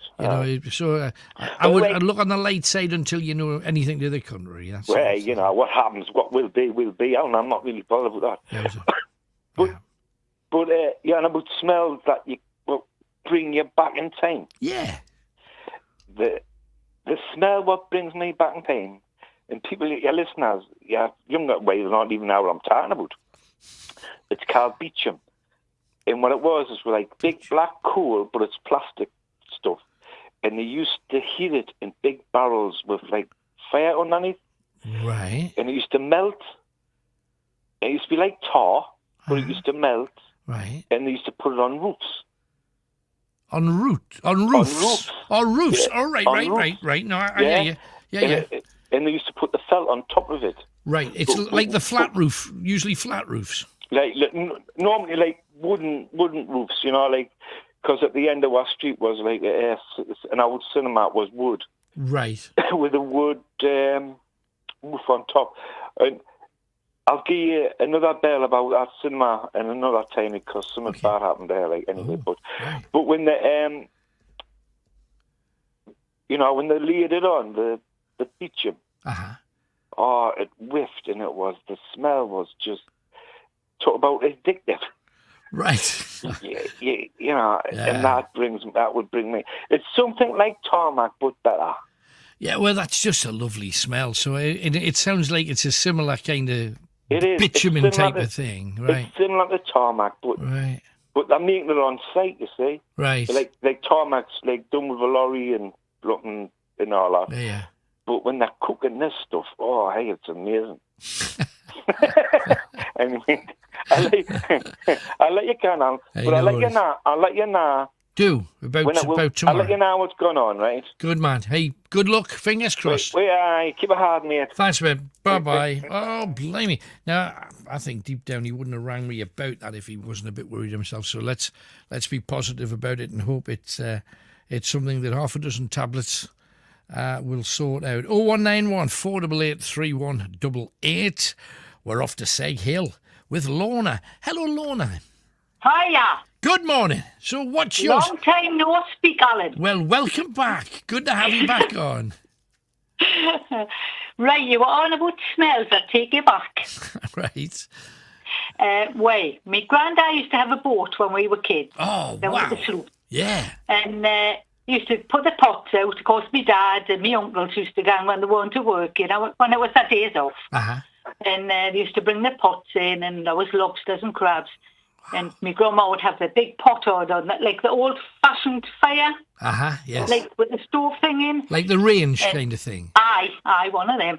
And she used to boil the water, and the next thing you know, the lobsters was hiding, and you heard them squeal. Right. What a lovely sound. I know it sounds cruel, but it's not. Because unless you're a lobster... Unless you're a lobster, that's different, But the taste, it's fabulous. Fresh. And whenever I've been on my holidays and we've passed like a fishmonger's and they've got crabs and lobsters, I've got to go in to smell it. Right. No, I can understand that. And I would imagine as soon as she pulled them out, it'd be putting butter on them. Is that the same kind of thing? Are we on the same lines? No. No? She used to dress the crabs. Right. And then the lobsters used to like pull the legs off. Right. And then used to get like a proper little hook thing for the little legs to get all the meat out. Yes. And then with the big legs, the nippers, you used to have like a little hammer thing to smash that and then get all the meat out of that. Yeah. Mash it all up. And then that was it done, like ready for to put into sandwiches or whatever you want. No, but let's face it, you were eating like kings at a time when lobsters, even back then, were worth an awful lot of money. If you'd bought them from a fishmonger's, it would have cost you an arm and a leg back then. Oh, they cost you. I once got some at Filey about, it'll be 12 years ago now. Right. And it didn't taste the same. No. I don't know why. I just went in and I says, can I have 4 crab snippers? And he looked at it and he says, "You what?" I said, "I just want the nippers." I said, "That's all I want. I don't want the rest of the crab. I just want the nippers." But when we got back to the caravan, it didn't taste the same. No. No, this is what Grandma used to do. And what I remember about that is when I was just a young lad, just getting used to going into pubs every night, and I mean every night across the week, round about 9:30, the fish man would come into the bar with a basket, and there'd be tiny little pots with like 12 prawns in, another one with mussels, another one with cockles. We used to do that at Circle Club. Crab and stuff, and you could buy them, and they always said it was straight off the boat, and you never really knew, because I'm thinking, well, where did he drop the boat? I mean, the nearest, on the time. You're thinking on though. I mean, if the boat came in at 5 o'clock in the morning, by the time it was cooked and put into the pots and what have you, and get to the clubs, around the clubs, and that's how many clubs has he been to? Yeah, absolutely. No, I absolutely understand. We always bought them. I mean, because by then you just had enough beer to say, food, give me food, give me food. I mean, they weren't even like, you didn't have ice on them or anything to keep them fresh. Not at all. Now, give me a warm prawn and a warm mussel or whatever. You now put it the next morning. Yeah. Yeah, that's true. But it was just what happened, and that was it. You didn't even have to worry about eating a hot dog of a dubious nature from a truck outside, because they came into the bar. They fed you where you sat. That was good business. Yeah. And I mean, like other smells that was smells I like. Smells I hate is, I'm sorry to say it, a man's urinal. Do you spend a lot of time in them then, Lorna? No, I used to when I used to clean the club. Oh, that's the dirty job. Yes. Why is it that a woman's toilet in a club, a woman's toilet smells of flowers and stuff, and a man's toilet could be only 10 feet away, but it's just... As soon as they opened the door, you could smell it. Whoa, absolutely. Yeah. Hence the reason why the job only lasted 2 weeks. Yeah, I refused to do the men's toilet, so I was finished. Yeah. I can't blame you, mind, Lorna. It's a horrible smell. There used to be a toilet in the city centre, and it used to be opposite. Well, it was on Percy Street, on the right-hand side, on one of the roads that used to lead up to the football ground. And if you were walking down Percy Street towards where the old co-op used to be, it was on the right-hand side, you would get within about 150 yards of it, and I used to walk that way to get to work in the morning when I was a young. And you used to be able to go... Oh, blimey, it must have been a busy night for the toilets last, because you used to get this waft of it, and it was horrible. I mean, it was the same. I mean, I could go out like on a Friday night. This is when I was about 16. Yeah. I shouldn't have been drinking, but I did. And used to get up like on the Monday morning after I had like a weekend of, Yeah, of course. Debauchery. Yeah, absolutely. And, good girl. On the Monday morning, trying, like, going over to work. And, of course, I worked over beside where, like, Westcott Roadway, so I used to cut past the brewery. Oh, and the smell of the hops. Oh, I felt sick. But that was a smell that I think most of Tyneside's forgotten about, because whenever you were in the city centre, that end, you know, that end, Chinatown, which didn't really exist back then, but that road that led up to the Scottish Newcastle, you just got... Exactly. You could practically chew the smell. It was so strong. You could smell it. It was like, to me, it smelled like a mixture of different things, but it also smelled like rotten tomatoes. It was vile. I'm not sure I got that, but it was a thick, heady kind of... I think the city centre's a lot nicer without it. Let's just put it that way, for sure. Well, it is like. Yeah, but there used to be a pub down that way, cutting across to Westcott Road, but I can't remember the name of it. Right. And I mean, the smell, there used to be an awful smell from there, because whenever they hide out, they used to just hide down to like the pathway and that, you know. Right. Because I can remember a time, though. I remember when the city centres, and I'm sure this would be the same for Middlesbrough, Stockton, Durham, Sunderland, but in Newcastle city centre, at the end of the night, people would just pile their rubbish outside the door. And it wasn't like, well, the bin man will come. They had to get up the next morning, get a barrow and take all the rubbish away. Exactly. And that was back then, but that meant the place, first thing in the morning, stunk in all directions, because anything that crawled had come out in the night time trying to get fed off it. It was a scruffy place when I was a kid, but it's tidied up its act a bit, thankfully. So well, it has. It has. But I mean, I went down there with my granddaughter a couple of years ago. I took her to a pantomime, and we went down there, and I didn't recognise the place, Alan. You know, like all the new buildings and what, and I thought, God, this is now like it was when I was young and cutting through here.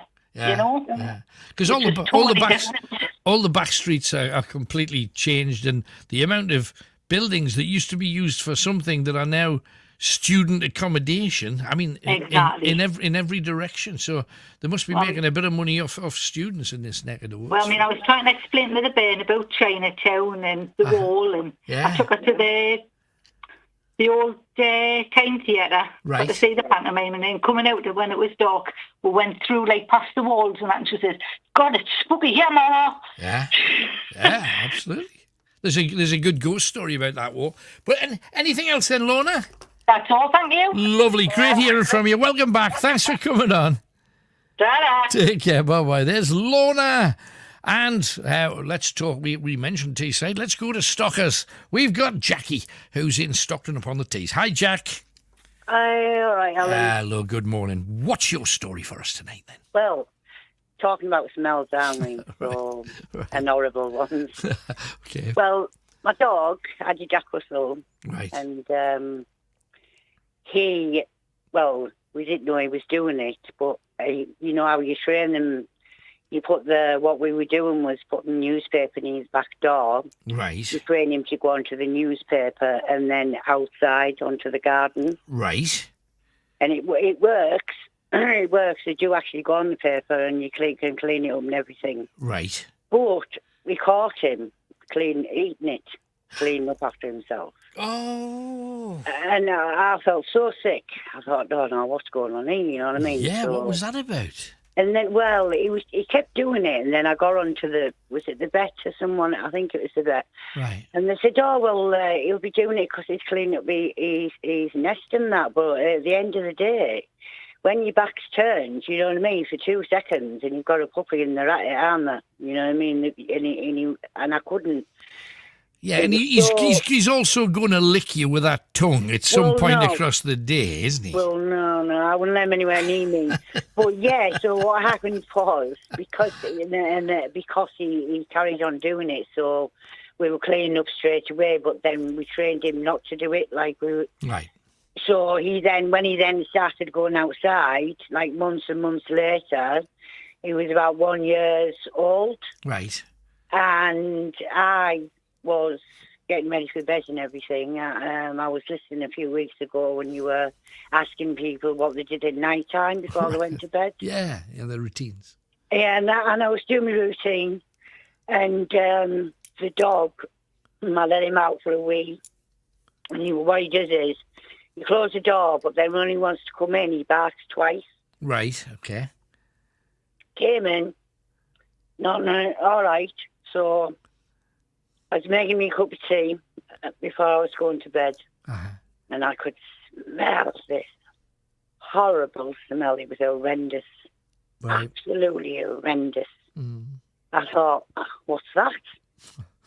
Turned round, big pile of sick all over the floor. Right. Like diarrhea. Oh, it was putrid. I could have strangled him, but obviously well, you can't tell them, can you? They don't know, do they? No, I mean, of course not. You can't say, some things you can train a dog and they'll obey you and things like that. Well, you can't stop them from being on their own on the garden and doing it, can you? You know what I mean? You've got to let them go at some point. So was it, because you said he was sick like diarrhea, was it diarrhea or was it sick? No, he'd cleaned up after himself, hadn't he, on the garden? He'd gone and eaten. I see. He'd eaten it and then he'd thrown it up when he got it back in the house. Yeah, I don't want to actually say the word, but, Right, yeah. Yeah, that's what he'd done. He'd been on the garden. Right. And he cleaned up after himself again. And then he came in, and then he threw it up all over the kitchen floor. I'm just hoping nobody's having mince and potatoes at this particular moment, or a curry. That would be a mistake, wouldn't it? Right. I'm not joking, and I had to. He's done all sorts, and I had to get a carrier bag, because it was pretty big, and obviously, like I said, it was all sloppy and everything. Yeah. And obviously, he cleaned it up, and that don't well, of course. He ran on his bed, didn't he? You know what I mean? So he obviously knew, you know what I mean, that he probably wasn't supposed to be doing it. Right. Maybe it was the smell, maybe that's why he ran. But has he stopped doing it? He doesn't still eat his own stuff now, does he? Well, I was talking to you a few weeks ago about a Jack Russell that I had that caught mice. Yes, I remember that. Yeah, well, that's him. Oh, so, right. Yeah.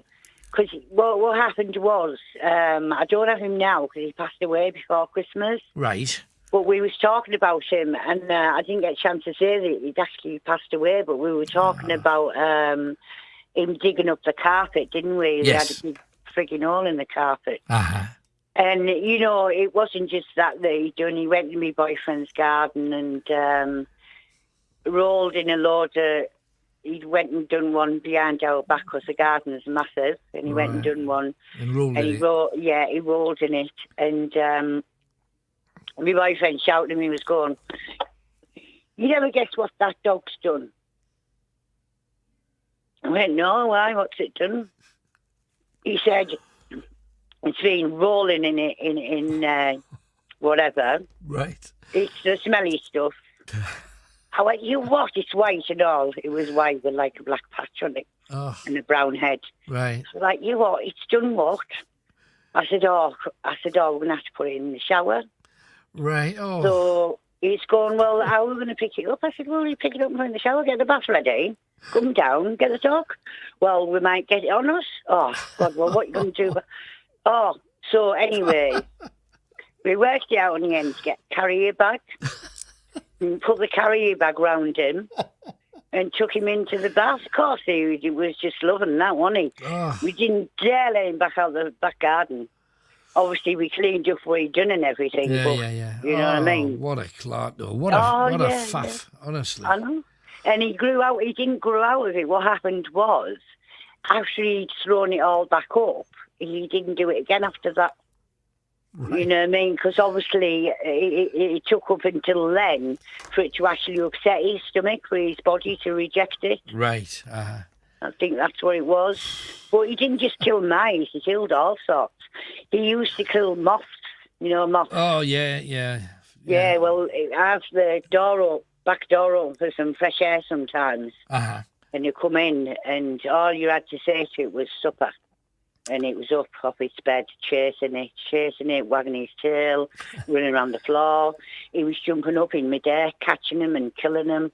A moth could not escape the kitchen without that getting it. It just had to eat them. Right. But having said that, it was such a gentle dog, very, very placid. Right. And he when he was about 2 years old or something, I took him for a walk on a country pathway, and he caught a butterfly, and I told him to get off. I said, because I used to say to him, off.